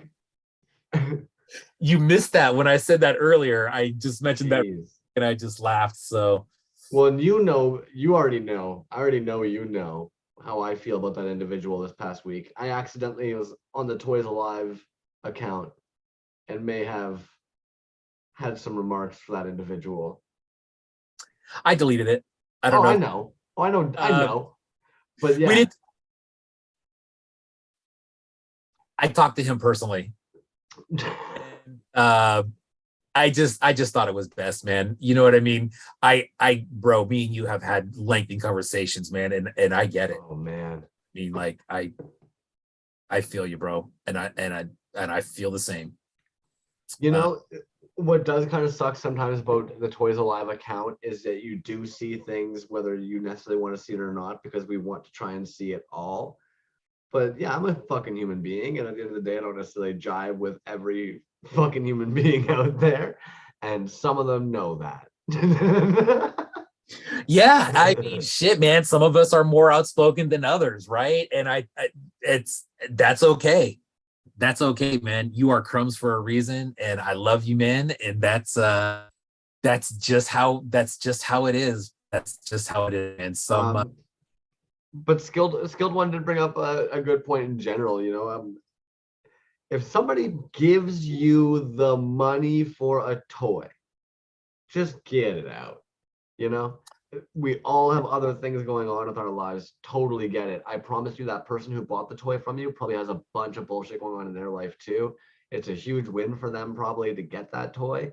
In the very least, man, like, just portion out the part you charge them for the shipping, and just ship it across the board. That goes for like everyone, man. Like, especially once the item's been paid for and you've received the shipping, you got the shipping. You got the shipping money. You got Yeah. the shipping money.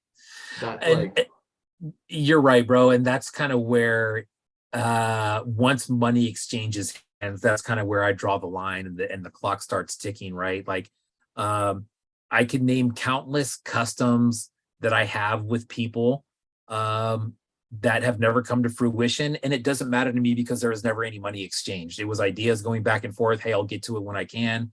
Cool. I'll send you money when you need it. And maybe it falls off the table and gets lost. That's cool, man. That's no problem with that. But once money has exchanged hands and now we're expecting something and it goes unchecked, it goes unnoticed, you get kind of disregarded, and now you're out money. That's when feelings change really, really quick. And shit, last year we saw numerous examples of that kind of blowing up in people's face. So too many examples of that. Because the thing that is just perplexing to me is, like, no matter what situation, right? It's like you have an $80 electricity bill and you sold a $50 toy, but they also gave you $30 shipping. So, oh, there's that 80 bucks you need. No, you made 50. 30 is for the shipping. If I could somehow hop on my little bicycle and bike to you and scoop it up, sure. But we're paying a third-party service to deliver it. That's just yeah. Agreed. And yeah, communication, right? I think Skilled One has hit it. We've talked about that a bajillion times too. Communication, because things happen, man. Life can be a mess at times, but communication is pretty big.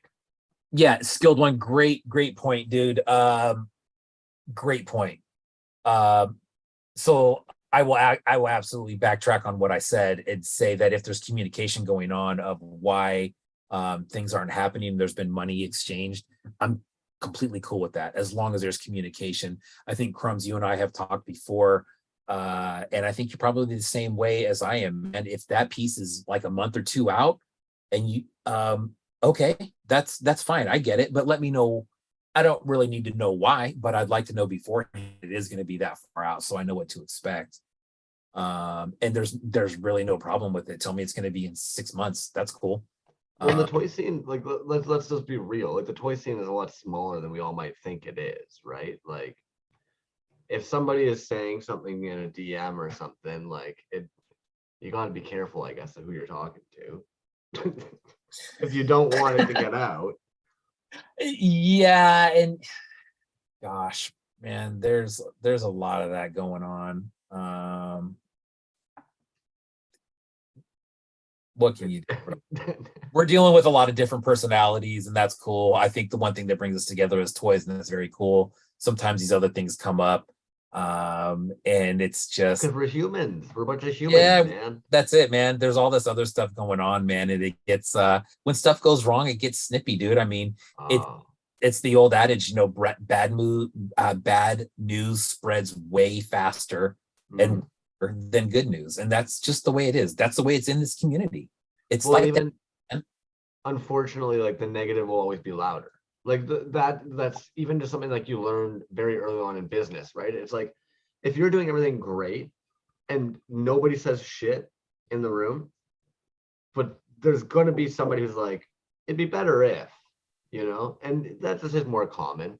And yeah, skilled one's absolutely right. It's like 2% of the scene, and I think we've even talked about it before. You know, my legs spread way faster. Oh, gee. Yeah, I'm with Death and Strawberries. I don't want your money until I've completed your piece. And there's only been like a handful of times that somebody's been like, "Okay, man, I want to move to this like the front of the line. Here's my money," and then that gets moved to the very front of the line. Like you're not doing anything but that piece at that point because you're like, "Oh shit, it's got to be going then." Yeah. I'm gonna pull up this. I liked Wonder Wheel. I'm not gonna lie. Wonder Wheel was dropped, and I liked that one the most. Wonder Wheel. I like that. You know what? It's the new year, and we need a new name. I think DT O'Keefe dropped that. Wonder Wheel. Yeah. Just loaded up the Wonder Wheel. Wonder Wheel. I like that. Be diligent. Anybody watching that wants on the Wonder Wheel there to win that Tim Barnard piece, the Super 7 Astro Zombie. Please let me know. I probably missed you guys. I was scrolling through that live chat trying to catch everybody who was actually here tonight because I should have been doing this when you were all hopping in, but I may have missed some homies. Did you get I think Crash Man? I saw him there at the end. I grabbed Crashman 27. Yes, saw him. Yes, okay, perfect. Ooh, look at you. You're on it. You're on it. Fletch, I made sure to get on there. Tone was a tiger. Wonder Wheel, bro. I think a lot of good response to Wonder Wheel. I think we got it. That, you know, Wonder Wheel is it's janky. It is what it is. One of these days, we guaranteed have somebody in the toy scene that's a homie that could just make us a fucking wheel that would be way better than this. Fucking folklorian. Look at that guy, dude. Wonder Wheel is from the movie The Toy. Oh, well, there you go. Oh man, the guy is an encyclopedia, dude. Holy smokes. Baba Drock is in the house. You got him? Caught him. Just adding him on. Boom. Nim. Did I catch Nim Studios? Studios? Yes, I got you, Nimmy. Thank you, dude. Boom, boom, boom, boom, boom, boom, boom, boom, boom, boom, boom, boom, boom, boom, boom, boom.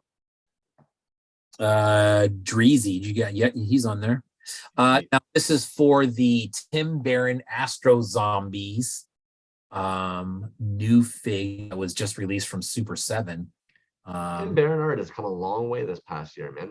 They've put some heavy accomplishments under their belt. Yeah.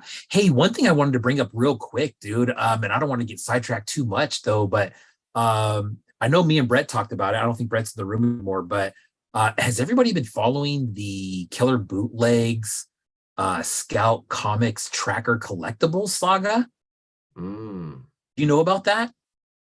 I'm out of the loop on Killer, I'll admit. It's not good. It's not good. There's definitely some problems with the Kickstarter program. Killer came out with a statement and just kind of laid everything out on the table. And it's not good. All right. Well, we're gonna have to take a little look into that in a quick second. Yeah, exactly, man. I feel like everybody's had ample time at this point to ridicule if I've missed you on the wheel. So I'm gonna spin this bad boy. The Wonder Wheel. Going off to Canada at Monster Vat Toys. Monster Vat. He's gotten a couple at this point. Monster Vat's killing it as well, man. The toy scene has become absolutely astounding this past year. It was already getting good and good and good, but it's become insane. Yeah, okay, so Monster Vat. I need to get my butt over it. Also, just a reminder, Monster Vat. Boom. Getting that sick ass Astro Zombie Wave 2. B to the J is an insane human. Killer Bootlegs. Yeah, so I don't know if you'll be able to access the actual email because it was you have to be Kickstarter. I don't know if I can get that over to you somehow, but the gist of it was he was letting people know why it's been taking so long for these things to come out.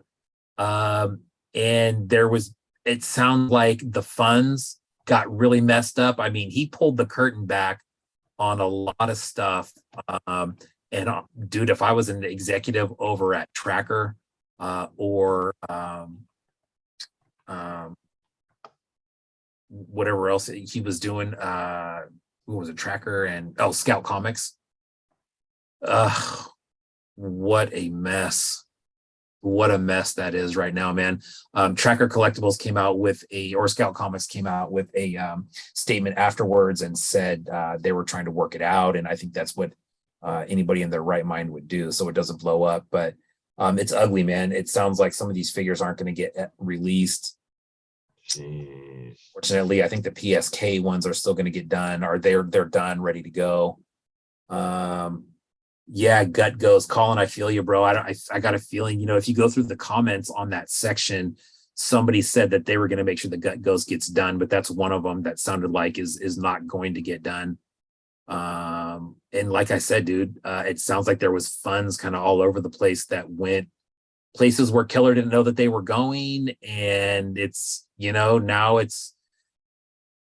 it's time for the rubber to hit the road as far as money goes. And it's just not there.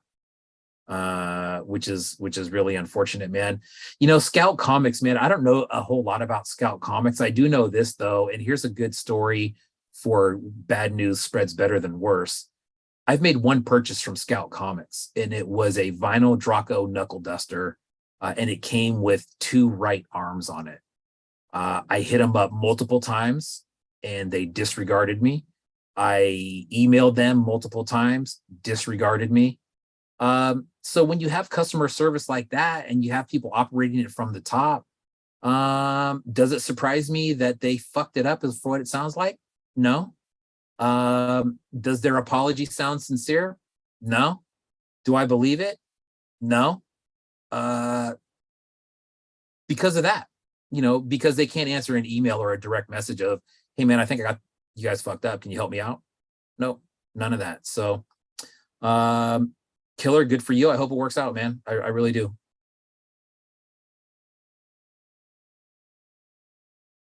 What do you say, right? What do you say, man?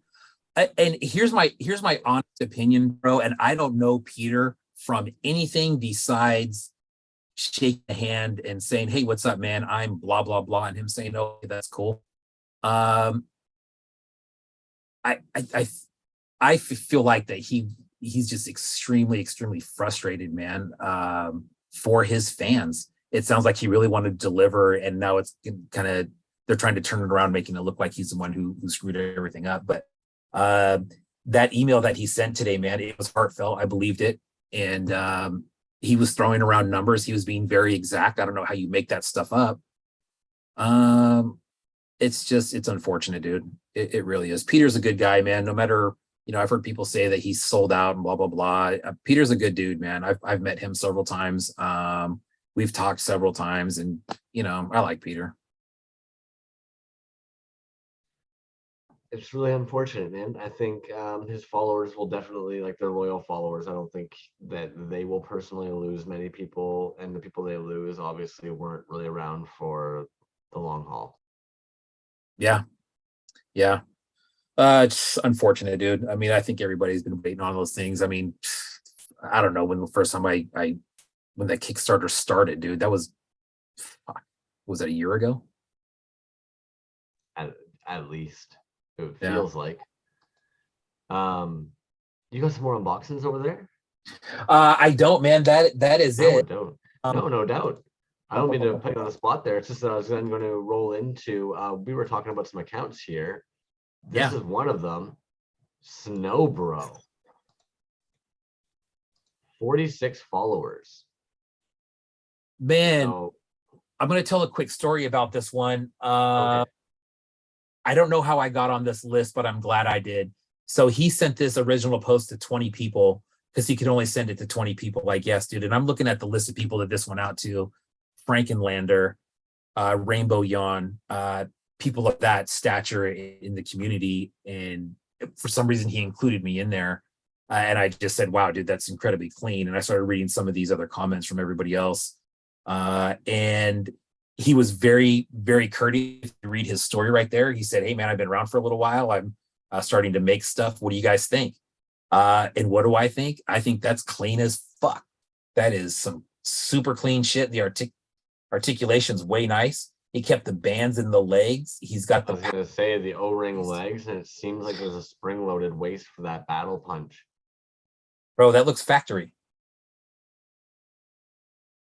rubbers on the sword and the Dude, nice deep definition in the head too, man. Look at that. Yeah, great. So I'll copy and paste that over to you guys in the video. Yeah, Snow Bro, give that guy a follow, man. I think we're gonna see some really cool stuff from Yeah. that guy. Or girl, I don't honestly know, man. This particular human. Made in Germany. Made in Germany, 1977. That's funny. This was another one that we were chatting about today. Yeah. I was stoked. I saw they had their oh, what were they? Maybe I got the wrong thing here. But the glow is wild. These look fun as hell, man. Yeah, there's a piece up there in the middle. Now he's actually got a little sells that stuff out of a storefront. Okay. From what I understand, he's got a spot somewhere where he sells that stuff from. But yeah, that piece right there was the one that Nosferatu. Jeez. I love that name too of his account. Who the fuck are we? Nice. That's dope, dude. Look at that. That is a pretty killer piece with the sword and everything. Yeah. Jeez. Nice one. What else we got sitting over here? Boom. Graphite toys. These caught my eye. Wow. Oh, that's cool. I have not seen that. Graphite, Fight. Yeah, graphite toys. Now looks like they've got a bunch of these little like Kenkeshi guys. I feel like we might have pulled these up around Halloween.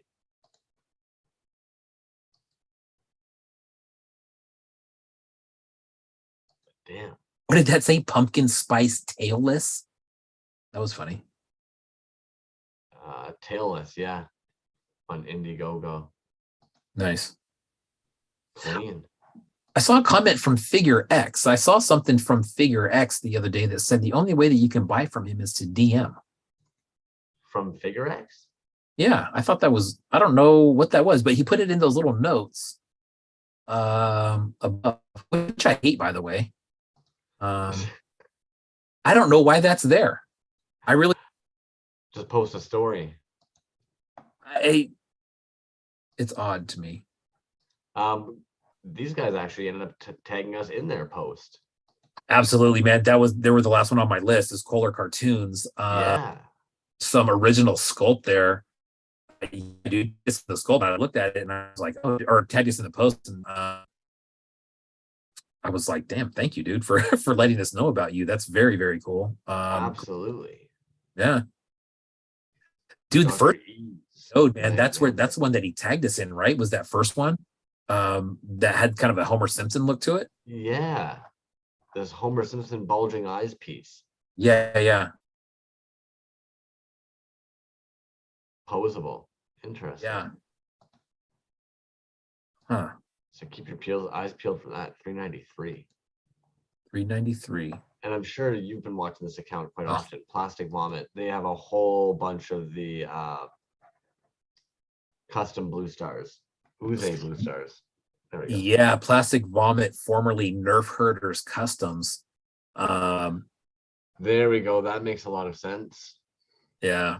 The Demigorgon is great, dude. That husband and wife team, they have a really big following over on Facebook. They have a Facebook group where they release a lot of their stuff, but his wife has been doing a lot of the clear figures. I don't know if you've seen those, man, but those are icy ones on Facebook drops. Yeah, dude. Yeah, those are crystal clear, man. Those are phenomenal. I have one of those blue stars. Those are great. Is that the crystal clear? No, it's chrome. Boom. Ice figures, yeah. Yeah. Topher toys as well. This guy here recently just dropped and sold really fast. really fast, dude. And I saw him and I jumped over there to his website and I was like, son of a bitch. Somebody snagged that really quick. Dude, that's great, dude. Topher Toy, man. I was talking to somebody about Topher Toy the other day. He's great, dude. His paint apps are good. Yeah. And it's just always like a surprise drop, right? Like, hey, it's not like, hey, this is coming out in, tomorrow. It's like, hey, this is in my shop. Go get it. And usually it's gone. That's so sick. Yeah, did a great job. Yeah, man. Good stuff. And this chap here, 96 followers. Wow, you dug and found that one. It was easier this week to find under 1Ks than it was to find under $30 pieces. I'll admit that. Yeah. Because I found Michael Moore's. So this guy here actually ended up having this piece that I saw Trash Joy posting about, which I'm pretty obsessed with because, of course, a Swamp Thing fucking bunny. Wow, I'm $13 down with that. But for $13, or even this guy here, the fucking, what is it, Party Mon? Is that like a little bear in his underpants? That's cool. $13. $13. Fragged bot. What are you for $6? Michael Morse, dude. I want to say, shoot, dude. I'm probably wrong, but I think that guy was at Decon. Oh, I'd believe it. Yeah. Looks like they were. Oh, there it is, right there. Yeah. Yeah, they were at Decon. Yeah. Oh, you're right. Fuck, they're right in front of my face. Yes, that sounded very, very familiar to me. So admittedly, Michael Morse was one of the only ones I ended up finding for some under 30s. But I knew everybody's got Dino Fever. And Shurima Toys. So some people might be familiar with this piece here. This is probably like their most famous piece. But I couldn't help but see that they've got some T-Rexes that look fucking bomb. And they're dropping a 3 set of dinosaurs with articulating legs. So it looks like 3-pack sets first will be done in 2023. So nice. It looks like 3-pack is going to be dropping. Strafe says Topher. Oh, right on. Word up. Word up. Dig that. Dude, great. Like. Those are great, man. That little woolly mammoth, that was badass. Those are fun, man. I'm surprised everybody's right up the alley of dinosaurs, it seems. Yeah, it's it's funny, dude. We were talking to Healy about kind of fads that he's seen going in and out. I don't know if that's a fad. I definitely think it's a thing right now where you see one and then you see a couple other ones, and maybe someone says, "Hey, what if we did this with it?" And they just kind of do their own thing, which is cool. Dinosaurs were a really early thing for me, maybe before action figures. Honestly, it might have been little plastic dinosaurs just kind of playing in the dirt out in the yard. Yeah, very cool, man. Apparently Neil Ewing did a drop today. I don't know if those would be the paint app ones they did, or I know they've also got a Dino Safubi that we've pulled up before, so they might have dropped something from there. Let's see. Yeah, it looks like they did a drop today. Huge store drop. You know what? Actually, I'm impressed with whatever the fuck this Megazord is. Oh yeah, man. I read about that today, but I saw that and I was like, wow, what the hell is that? But of course, the Triceratopses. Oh, those are awesome. Of Bubbies. Yeah. It makes sense, man. Like, if anything, he saw that like everybody was eating these up right now, and that's like the talk of the town. Why wouldn't you do a big store drop? Yeah. And you're right, dude. The dinosaurs are they're popping up everywhere.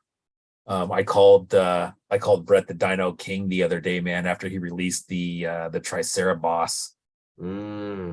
Those things are just nutty good, man. They're freaking ridiculous. Jeez. So I couldn't help myself. I'm over at looking at it right now. That big Megazord, it's 325, but it's 13 inches and 20 parts. 20 parts? 20 individual parts, soft vinyl. Wow. Yeah. Damn, that's crazy. 13 inches and 20 parts. 13 inches. Taller than one of the fucking Star Wars tallies. Yeah. Yeah. Fuck. That's a beast, dude. Yeah. Dude, what? God, the production of that thing must be insane, dude. That's a marvel right there. Yeah, and that's something. And I think, Spumani Toys. Do you know about them? Spumani. Yeah, Pocket Salsa says check out Spumani Toys for some Megazord type shit. Okay. SPOO? SPU? What are we looking at? SPUMONI. Okay, Spumani Toys. Here we go. Yeah. Thanks for that, man. Oh shit. Yeah, there you go. Jeez Louise. Oh my god.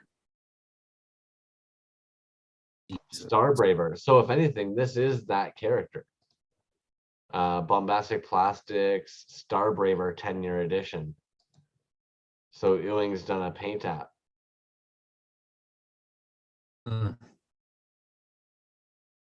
Jeez.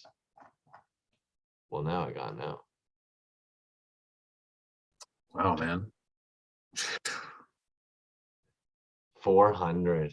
Jeez Louise. 325 painted edition pre-order. But this clear neon edition, 400. Oh my goodness. Yeah, it's a little bit out of my ballpark there. But gorgeous. I'm not disrespecting the price on it, man. That's a gorgeous piece. Jeez Louise. Massive too, dude. I mean, with that many pieces, I mean, I think 13 that justified. inches. Yeah, that's nuts, dude. Wow. It's crazy. Good finds, guys. Thanks for this. Dang. Spumani. Hot damn, man. You guys brought the heat. Yeah, man, that was a good show. Thank you, everyone. Hey, look at that. Yeah. 2.5 hour mark-ish. That's not bad. I mean, we came close. Honestly, shit, man, we could have ended it at 2. We for the last 30 minutes, but you know how we do. It's just always the way. Yeah. Hey, congrats to Monster Vat. That will be headed out your way shortly, man. I just picked up some new international shipping slips from the post office. They've been out of them, bro. They like customs forms. They got no customs forms. They got no boxes. They got no money orders. They got no stamps. Like I was telling. Yeah, well, exactly, dude. And I was telling Pocket Salsa the other day. It's been just fucking atrocious. I was telling him about the Yelp reviews for my local post office, dude. I should post Comedy Gold right there. Probably atrocious. Those poor fucking postal workers, man. They'll be the first to go postal. Absolutely. And they don't give a fuck. There is one person working at that counter. You see like 15 people walking around behind them. They don't give a fuck. It's just one person. They don't care how long the line is. They don't care. They're only paid to be there for the time they're paid to be there. Yeah, exactly, man. And you know what I ended up doing is if you open up an account on the USPS, you can print your old labels at home and slap them on there and just walk into the post office and drop them off. The only problem is this has happened to me twice now where I've gone through that process and no one's grabbing the packages right away. So next thing you know, I'm like, where's my shipping confirmation and my tracking order? And so you go back down there and they're still sitting there and you're like, what the fuck, bro? I dropped these off like 4 days ago. And then they can't find them. And it's just, supposed to be easy and it's not. It is what it is. Anyways, so that being said, if you're waiting for something from me, I shipped a lot of stuff out this week and more will be going out next week. Look at you, man. Machine over there. I wish. Well, fuck, man. I think that's a good wrapping point. Yep. I'm probably going to be taking a little break for the next 2 episodes. Yep. So I'm excited to see who and all the interviews and the unboxings and shit. Yeah, and I'll make sure It'll you be good. with links. Oh, dude, it's gonna be fire. If It'll be anything, good, man. And you know, I'm glad you're taking some time, man. We talked about this being a marathon and not a sprint. And you know, like I said, sometimes we need to stop sprinting for a minute so we can do the marathon in the long run. I will get to that point sometime where I'm going to say, Crumbs, I can't do it this week, and I don't feel like doing it next week either. That'll come. And honestly, bro, you know that time has already come for me in the past. And you know, sometimes we suck it up and move on, man. But it is, I'm glad you're taking a break, dude. Like I said, I will definitely be there sometime. It'll be a great show the next couple weeks. Yeah, they're loaded, man. You've packed them. They're well prepared as well. Again, you know, that's kind of our theme this year. I got this new desk calendar I'm looking at. It's actually on my desk right now. It's about this big. It's the Healy May Peel Away Nudie one, isn't it? It is, but it's like it's this is a desk calendar where I can really plan for the future, man. I'm trying to schedule out, you know, a month at a time. I posted that monthly schedule the other day, and we'll see how long that keeps up. Fingers crossed, that, man. Right? New year, new us. Right? That's just it, man. And yeah, Pocket Salsa, I'm sure B to the J has a roster lined up. We've got homies, man. If anything, yeah. I know Hello Radical was telling me he's been itching to get in here. So one of these days we have to pull him in here too. Nice. Yeah, man. And I've reached out to a couple people already. And I think we'll have it covered, man. It's gonna be good. Boom. I'm excited, man. Well, 2.5 hours. I'm stoked, man. We killed it. We killed it. We did it. Thank you, man. Always good to hang out with you, dude. We'll be in touch for sure. You know it, man. And you guys, likewise, DMs are still always open. Hit us up if you need anything, want anything. We do have collector parts started. So B to the J is going to have his collection kind of being the start of that to kind of help you guys realize that it's not so scary and we want to see your collection. Yeah, and that's an elephant we're gonna eat one bite at a time. I'm gonna show probably just a portion of it. I don't want Porpoise said part 1 of, and it's like, yeah, wait, we might want to entertain that it'll be a 2-parter, but it might be a 3-parter, 4-parter, 4-hour episodes each. It has to be, man. You know what? I don't want to disrespect anybody's stuff just by kind of panning over and being like, hey, look at all my stuff. I'd really like to spend some time and go through, you know, kind of go through it little by little. And shit, if it takes 10 episodes, then fucking takes 10 episodes. I was actually just about to say, maybe it becomes a thing where once a month we get a glimpse of B's collection until the 12 months are up. Dude, we could do one square. Bro, I have 16 squares. Actually, I was going to say I have display cabinets with different levels in them, and we could do one level each time. That would be cool. There's enough pieces in there to talk about. So I believe it, man. And yes, you guys hold your hosts or hold your horses. There'll be all that fun shit coming in the new year. A Wallace show, exactly. A Wallace show, yeah, we can do that too. It's been a blast, man. I'm it has to catch things. And yes, we'll catch on the flippity flop. And everybody flippity flop. Appreciate everybody coming in.